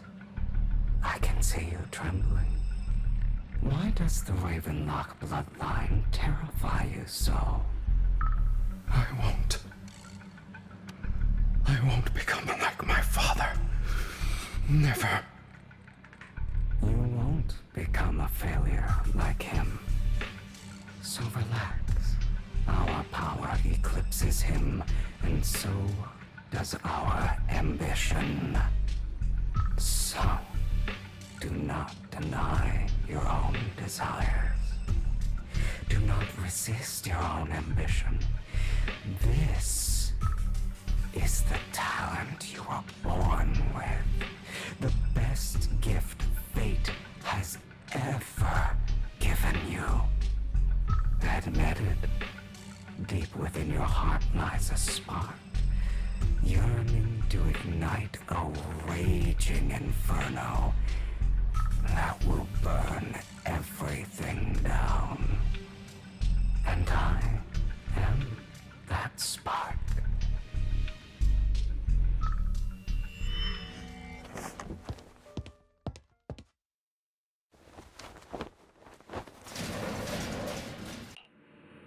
Lycon. Never thought I'd be this genuinely thankful to see you. Seeing you means this never-ending nightmare is finally over.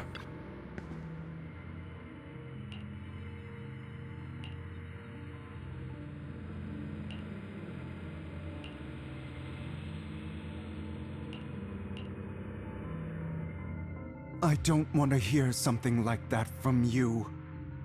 You have no idea what that man, my father, is really like. A person who stops at nothing for their own interests and ambitions. Just like what you're doing right now. And what do you think I'm doing this for? All of this was part of your plan. You knew where the Ravenlock family was going to be, so you set Mockingbird's target there. To seek revenge, you plotted to assassinate your own father, but he was too vigilant, and you failed. After almost being assassinated, your father was furious and locked everyone in the hall, but was unable to find the assassin. And what a coincidence that a hollow disaster just occurred in the vicinity. So he used it to eliminate all the unfamiliar faces there, turning them into victims of the hollow, an easy feat for the Ravenlock family. So, the one who killed innocents was my father, not me. You knew what choice an extremist like him would make. and you used the chaos to once again attempt an assassination. This time you succeeded. You killed your own father at the cost of innocent lives. Admit it, Hugo. You don't care about anyone else. The only thing you care about is your revenge. How is that any different from your father? Enough. I'm tired. I may hate him for betraying me, but he wouldn't say something like that. What? You aren't Lycon. You're the other me, hidden deep within my heart.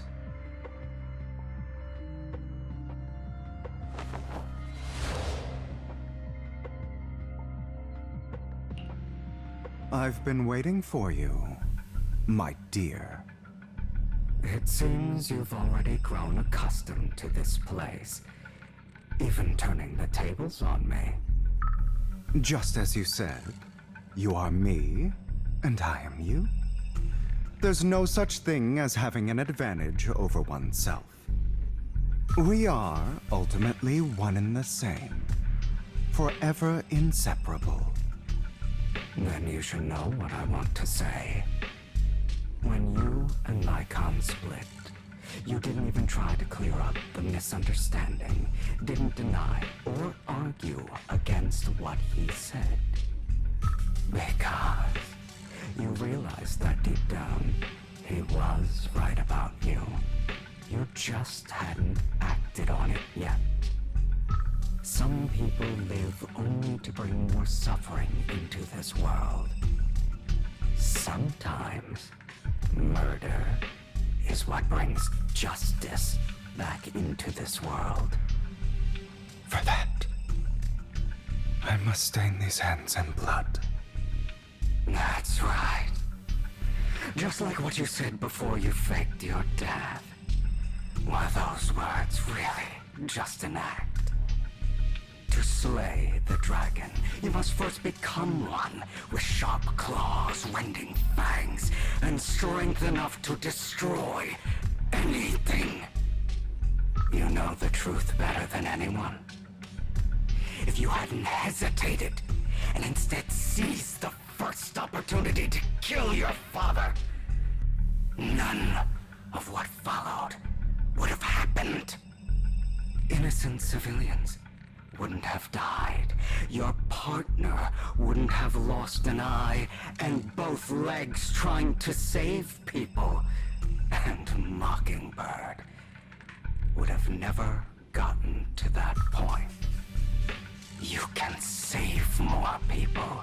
Save good people.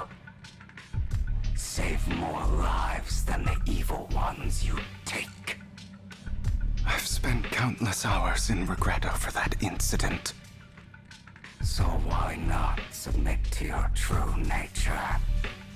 You want to be the judge, jury, and executioner of this world. And you can. I wasn't responsible for Father's death. The true mastermind is my uncle, Hartman. His schemes to kill the head of the family were all so he could take control. Mockingbird was simply unlucky enough to get caught up in it.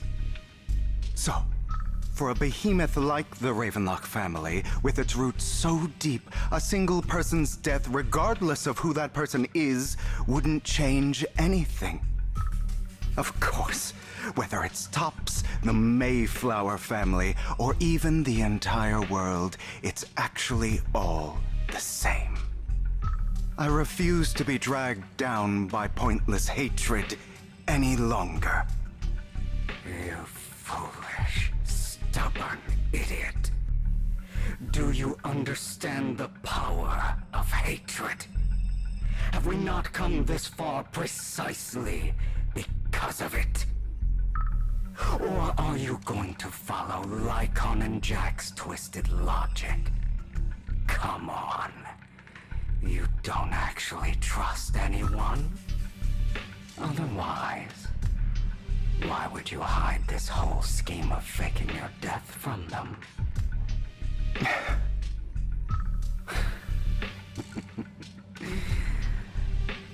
built an impenetrable wall around your heart, keeping everyone out. Of course you are right to do so. No one in this world can be trusted. Always. All you'll receive is hatred from your own blood and no love.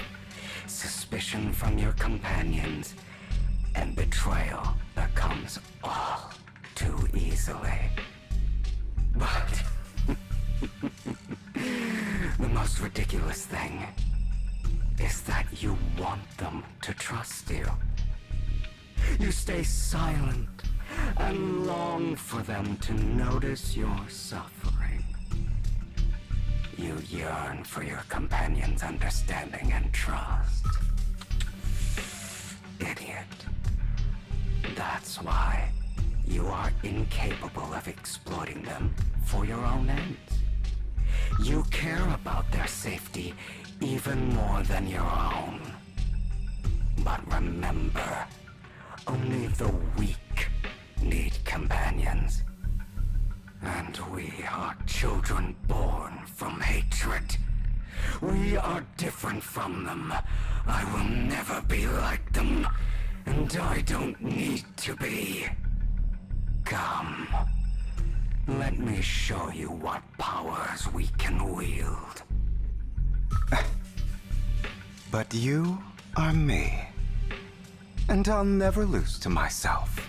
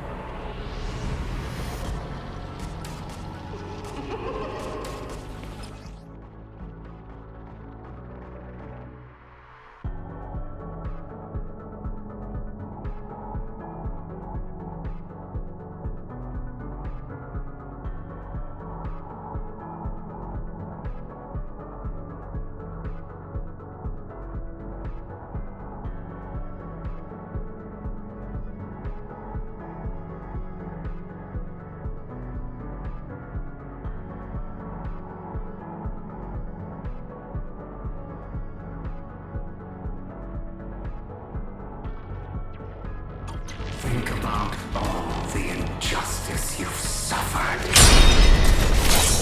If you choose to forgive, you're betraying yourself. You know that. Letting you consume me would be the real betrayal to myself.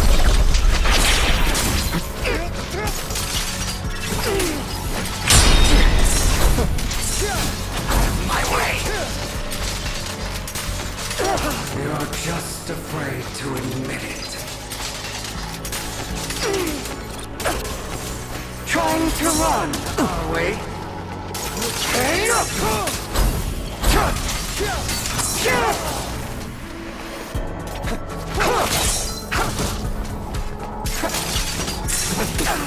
You're too scared to face your true self and what you truly desire.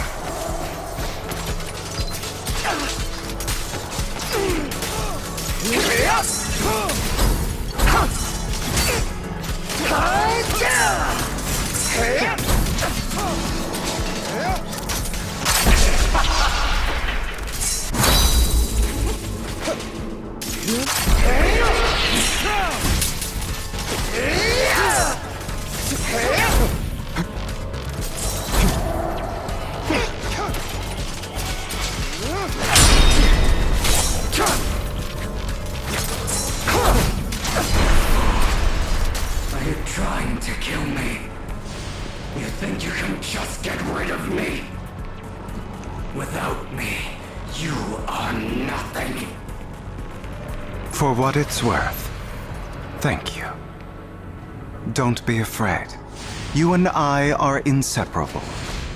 You're part of me, just as I am part of you. Fancy words won't change anything. No. It's not just platitudes.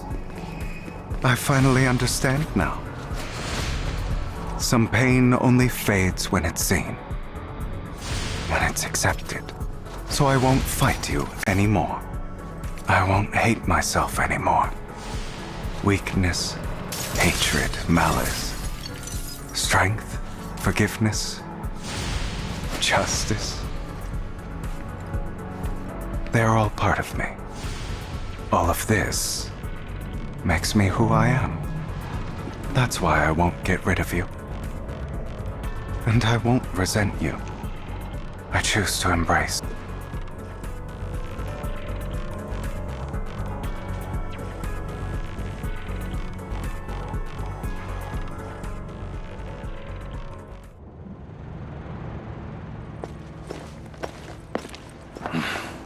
Hugo, it's time.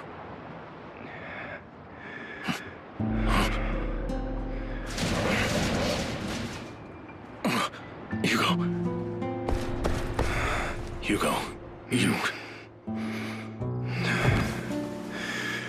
Did I scare you? I made it through. I won. No praise for me, my dearest partner.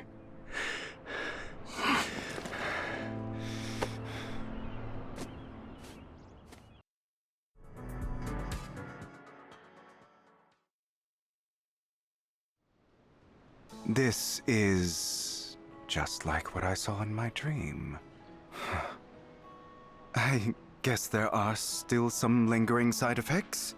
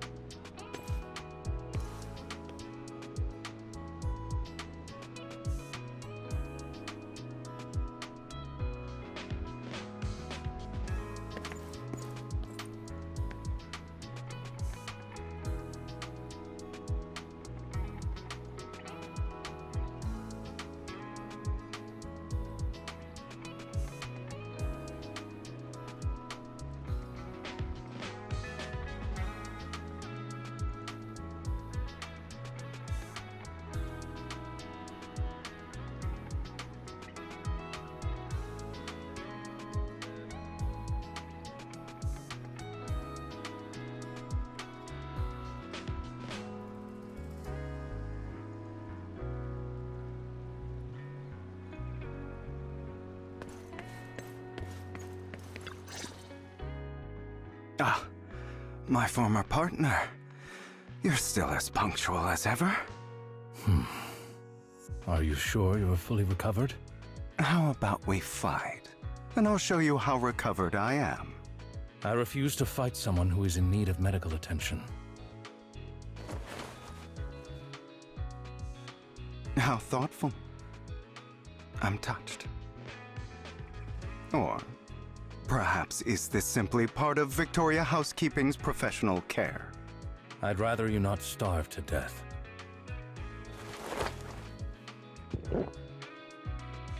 Not to your liking. I'm fairly certain this is the same kind as before. No.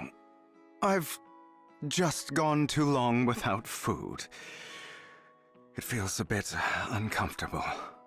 Either way, thank you. Now tell me, what exactly happened in the warehouse? Just going a bit crazy from... you know what?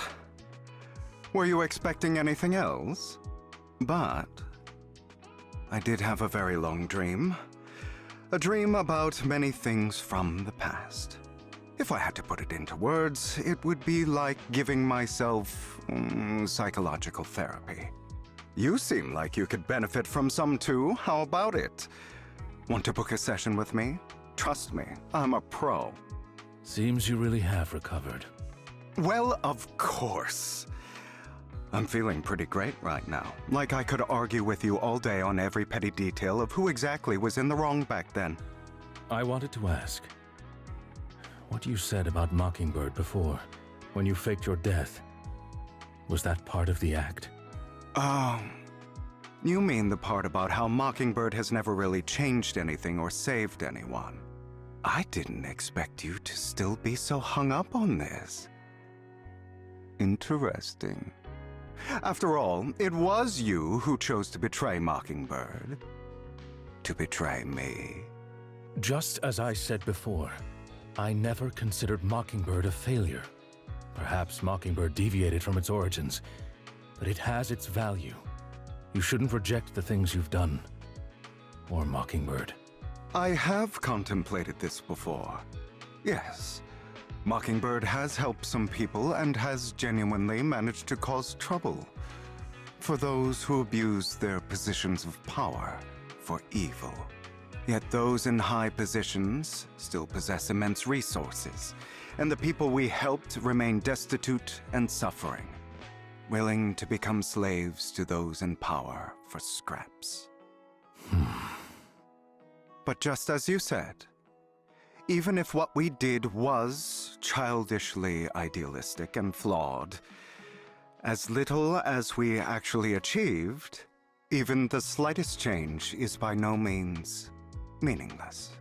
Nothing holds more value to me than Mockingbird.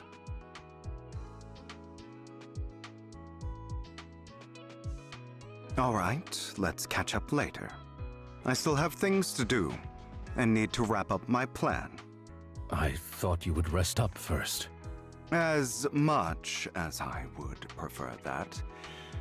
My dear uncle and the Exaltist fanatics likely would not give me such an opportunity. If all has gone to plan, the fish will have taken the bait already. And if everything goes very well, I'll soon have solid evidence of the Ravenlock family's crimes. Well then, thank you for your assistance, former partner. Let's part ways here. I'll go with you. Lycon, surely you don't think that because I just recovered, I'm too weak to deal with those useless fools. Hartman's actions will disturb the safety of New Eridu. As I serve the mayor, I should intervene. Very well, whatever. Let's go. And don't slow me down.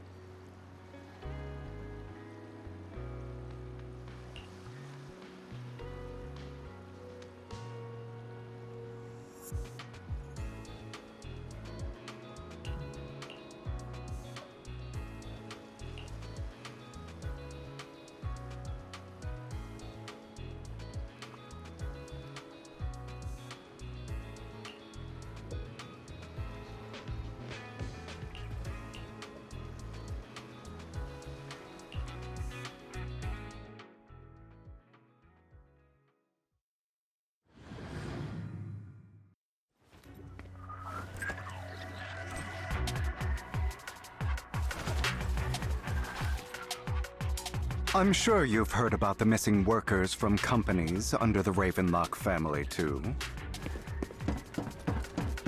I know where they are.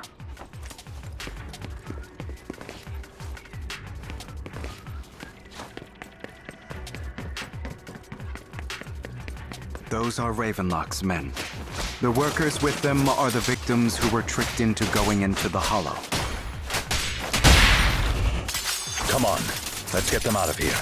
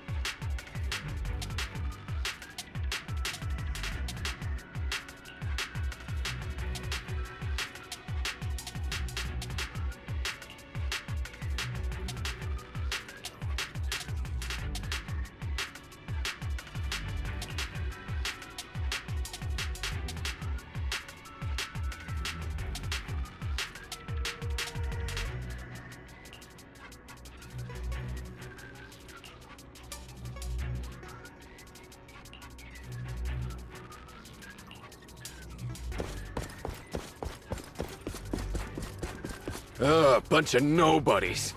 Annoying as hell. Kill them! You're welcome to try.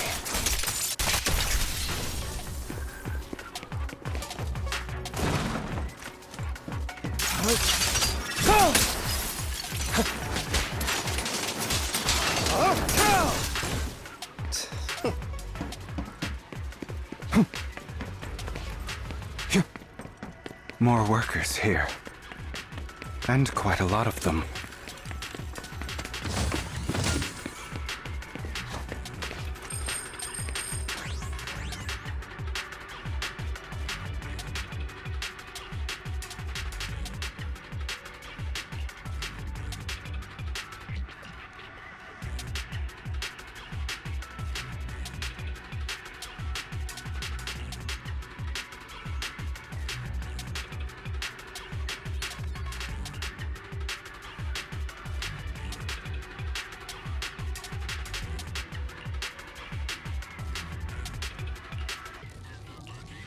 Is Hartman behind this, too? Of course. He threw them into the Hollow like offerings for the Exaltists. To him, those workers are just another resource, no different from the ether his company mines in the...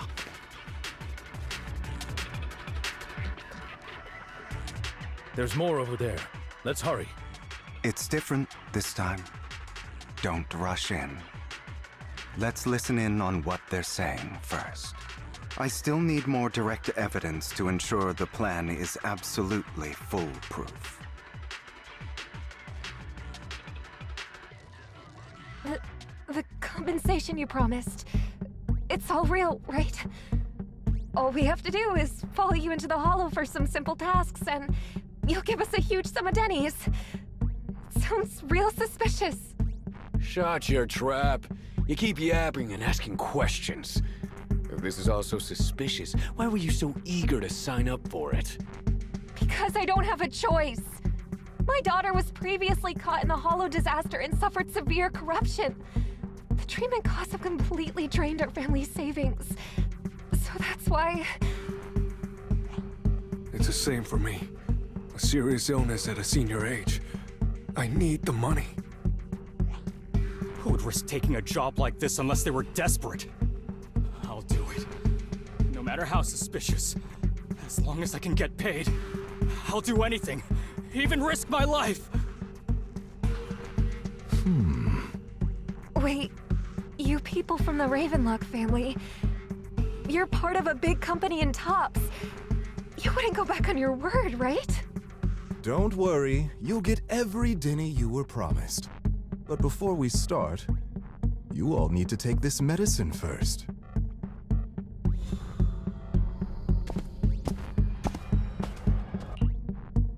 Bro, should we really be doing this already? These workers keep talking. We're wasting time like this. And the sooner they take it, the sooner it'll be over. Consider it an early release for them. What? You didn't say anything about having to take pills before. Look, this is good stuff, all right? It'll increase your ether aptitude. There's tons of people who'd kill for something like this. Exactly! You'll be working in the Hollow for several hours. This is essential medication. You have to take it before we continue. If you refuse, then you can forget about the job. Of course, you won't receive the compensation either.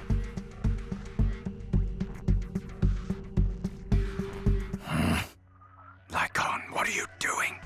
Rescuing those workers, of course. There's clearly something off about those pills. We can't let them take them. Now is not the right time. As I said, we need more evidence to ensure the plan works. And as I said many years ago, you can't exploit innocence to achieve your goal. So that's how you see it. If that's not what you want me to think, then explain everything to me. All right.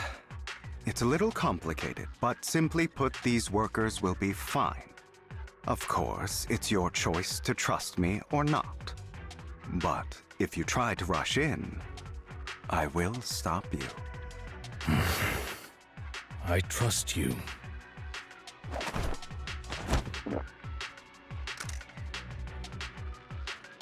All right. That's the evidence. Now we can go and beat them into the ground as much as you want. Don't forget, you owe me an explanation. Also, don't overdo it and kill them, even if they're the worst of the Ravenlock family. All right, Your Holiness, Saint Lycon.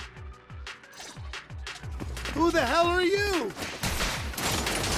Why don't you take a guess? We're the ones here to stop you. Can't remember your legs? How are they feeling? I'm fine. To be honest, I think I prefer the way you used to fight. You had a lot more aggression. I've merely learned to control my strength.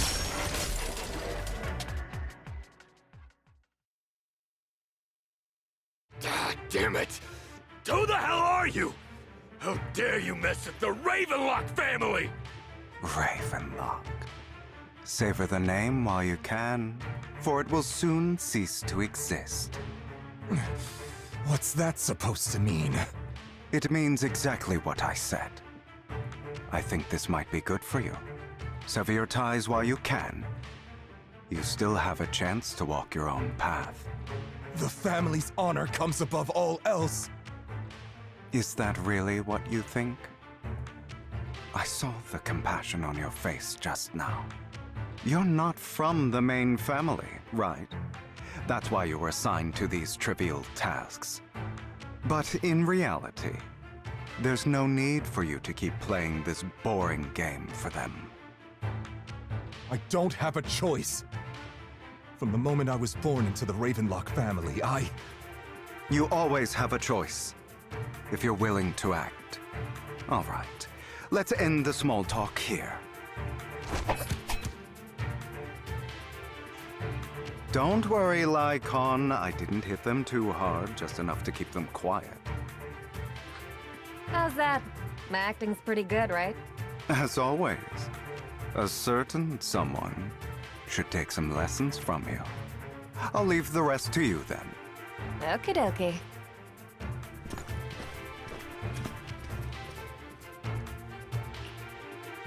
Okay, now can you tell me exactly what's going on here?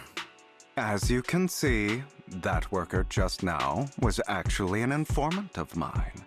The pills were swapped out with vitamin tablets.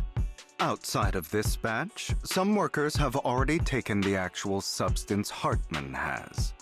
But rest assured, the antidote for it is already in development.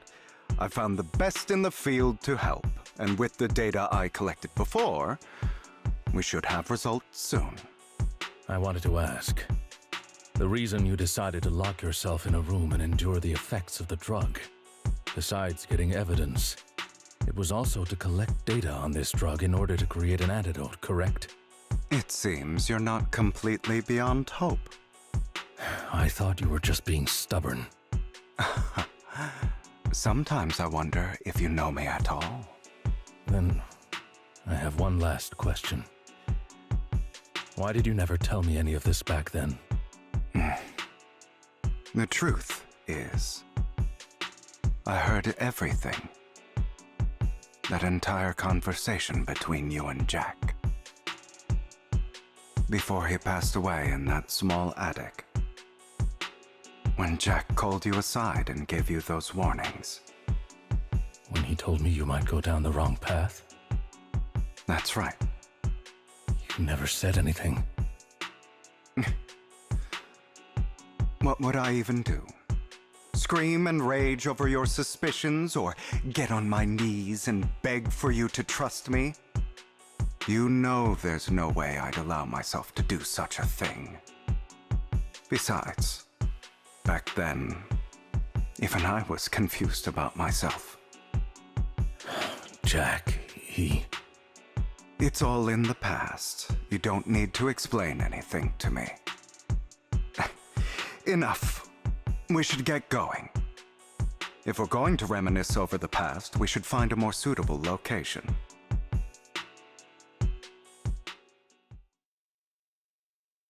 Nikon?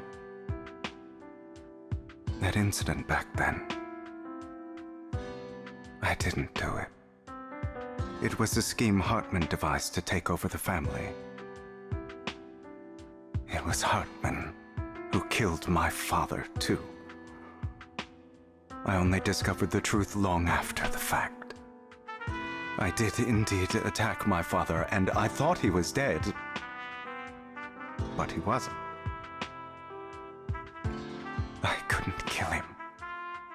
And even before that, if I hadn't hesitated, none of what followed would have happened.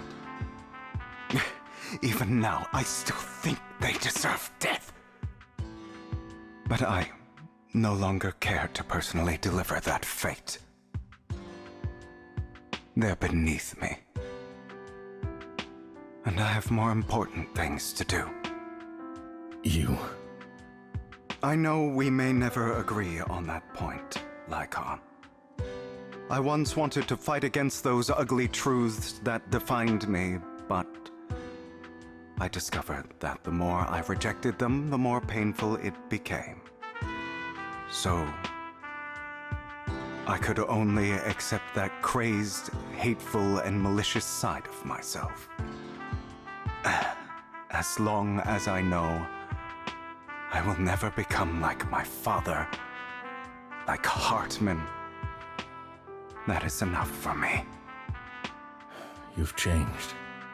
But I think that might be a good thing. Don't patronize me. You've changed a lot too, compared to before. I still disagree with Jack's words, and I won't forgive your betrayal. I will walk the path I believe is right, even if I must tread over thorns and through the mud. But I will also allow you to walk your own path, Lycon. Should I say thank you? You're welcome.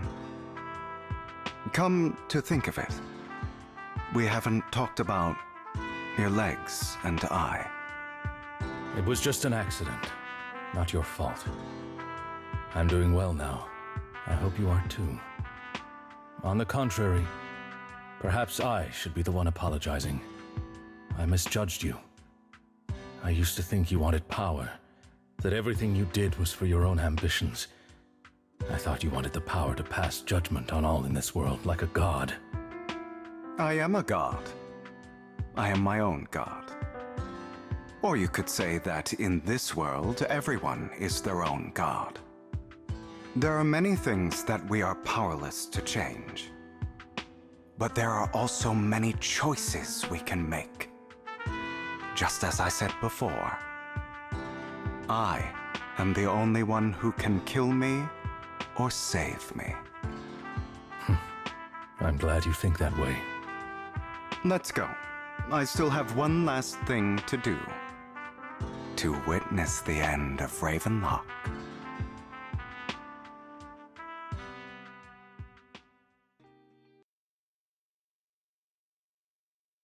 You really think you can take my place if I die? Never, you filthy bastard! Your little tricks mean nothing. As long as the Ravenlock family stands, I can still get back on my feet.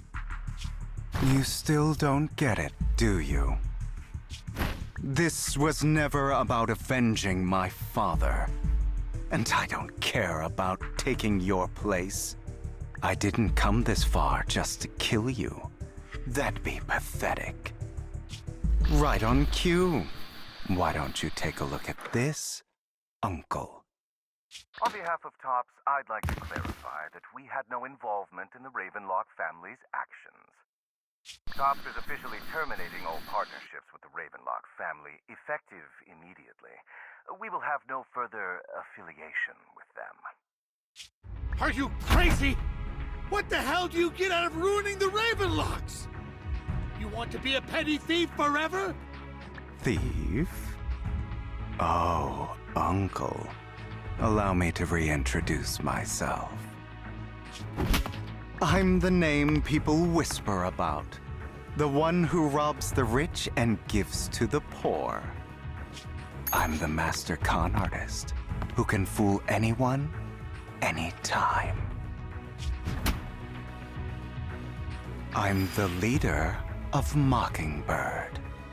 The one who turns every headline into my own stage.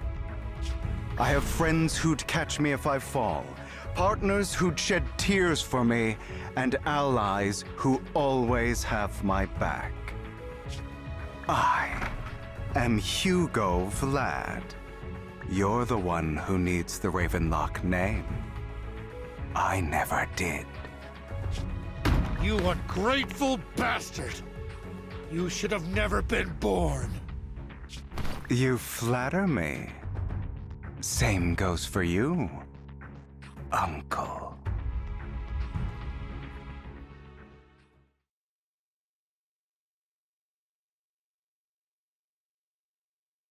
You've done well, Vivian. You had better give me an explanation. And here I thought this would be a touching reunion.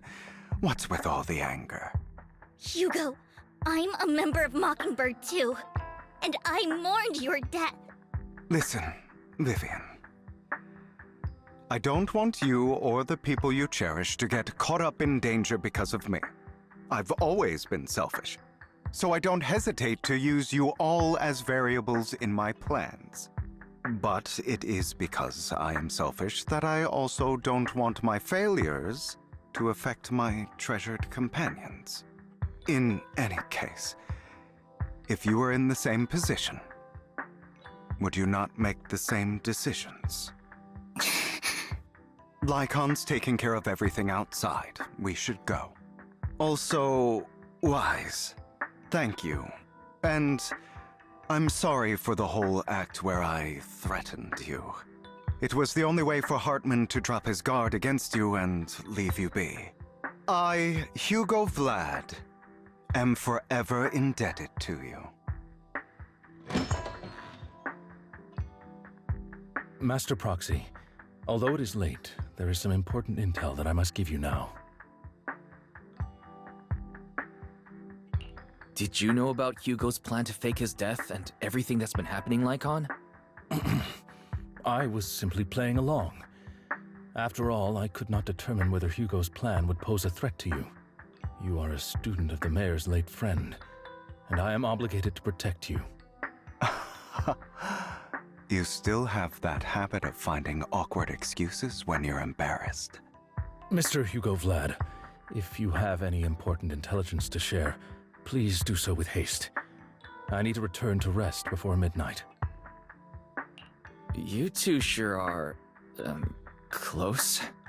For the sake of a certain old fossil's sleep schedule, I'll keep it brief.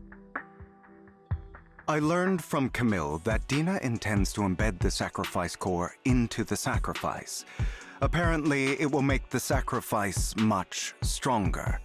Sacrifices created this way will not retain their minds and will indiscriminately attack all living beings, including their creator. So the Exaltists don't do this. It would bring them no benefit. But Dina's concoction can control people's minds. If a person takes the pill and is injected with the serum Landon left behind, the sacrifice would be under its creator's control. Although the dormant sacrifice has been destroyed, Dina found a batch of that serum her father created and wants to create new sacrifices. Putting aside the sacrifice for now, Hartman's sacrifice core is fake. We don't know where the real one disappeared to. The real core has always been here. Here? In Lord Phaethan's video store? Vivian, do you remember when I suggested you give that collectible to our dear proxy? I remember. But that was just an ordinary pendant. And I've met the person who submitted it. She has absolutely no connection to the Exaltists. How about our dear proxy take out that pendant so we can take a look?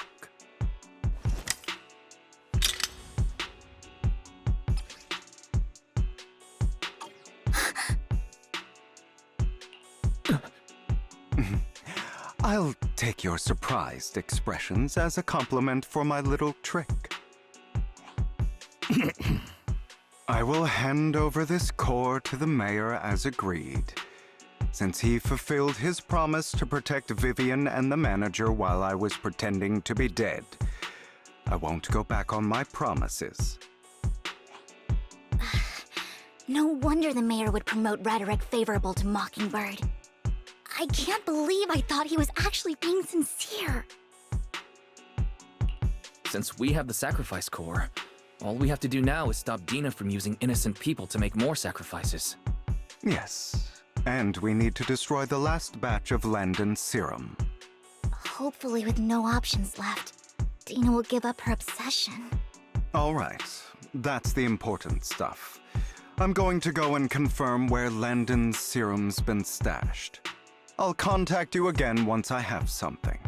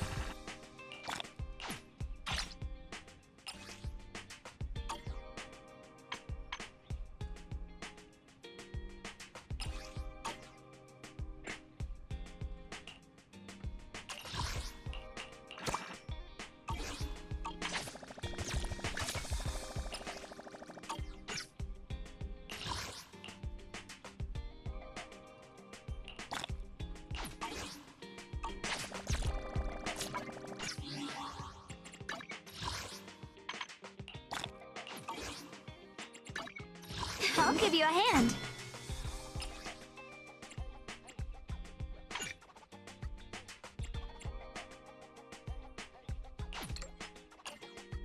Man, I promised. do you want me to? I'll give you a hand. One, ready for standing by. If you need good day. Good day, Prox. Promise to tell me if anything's wrong, okay?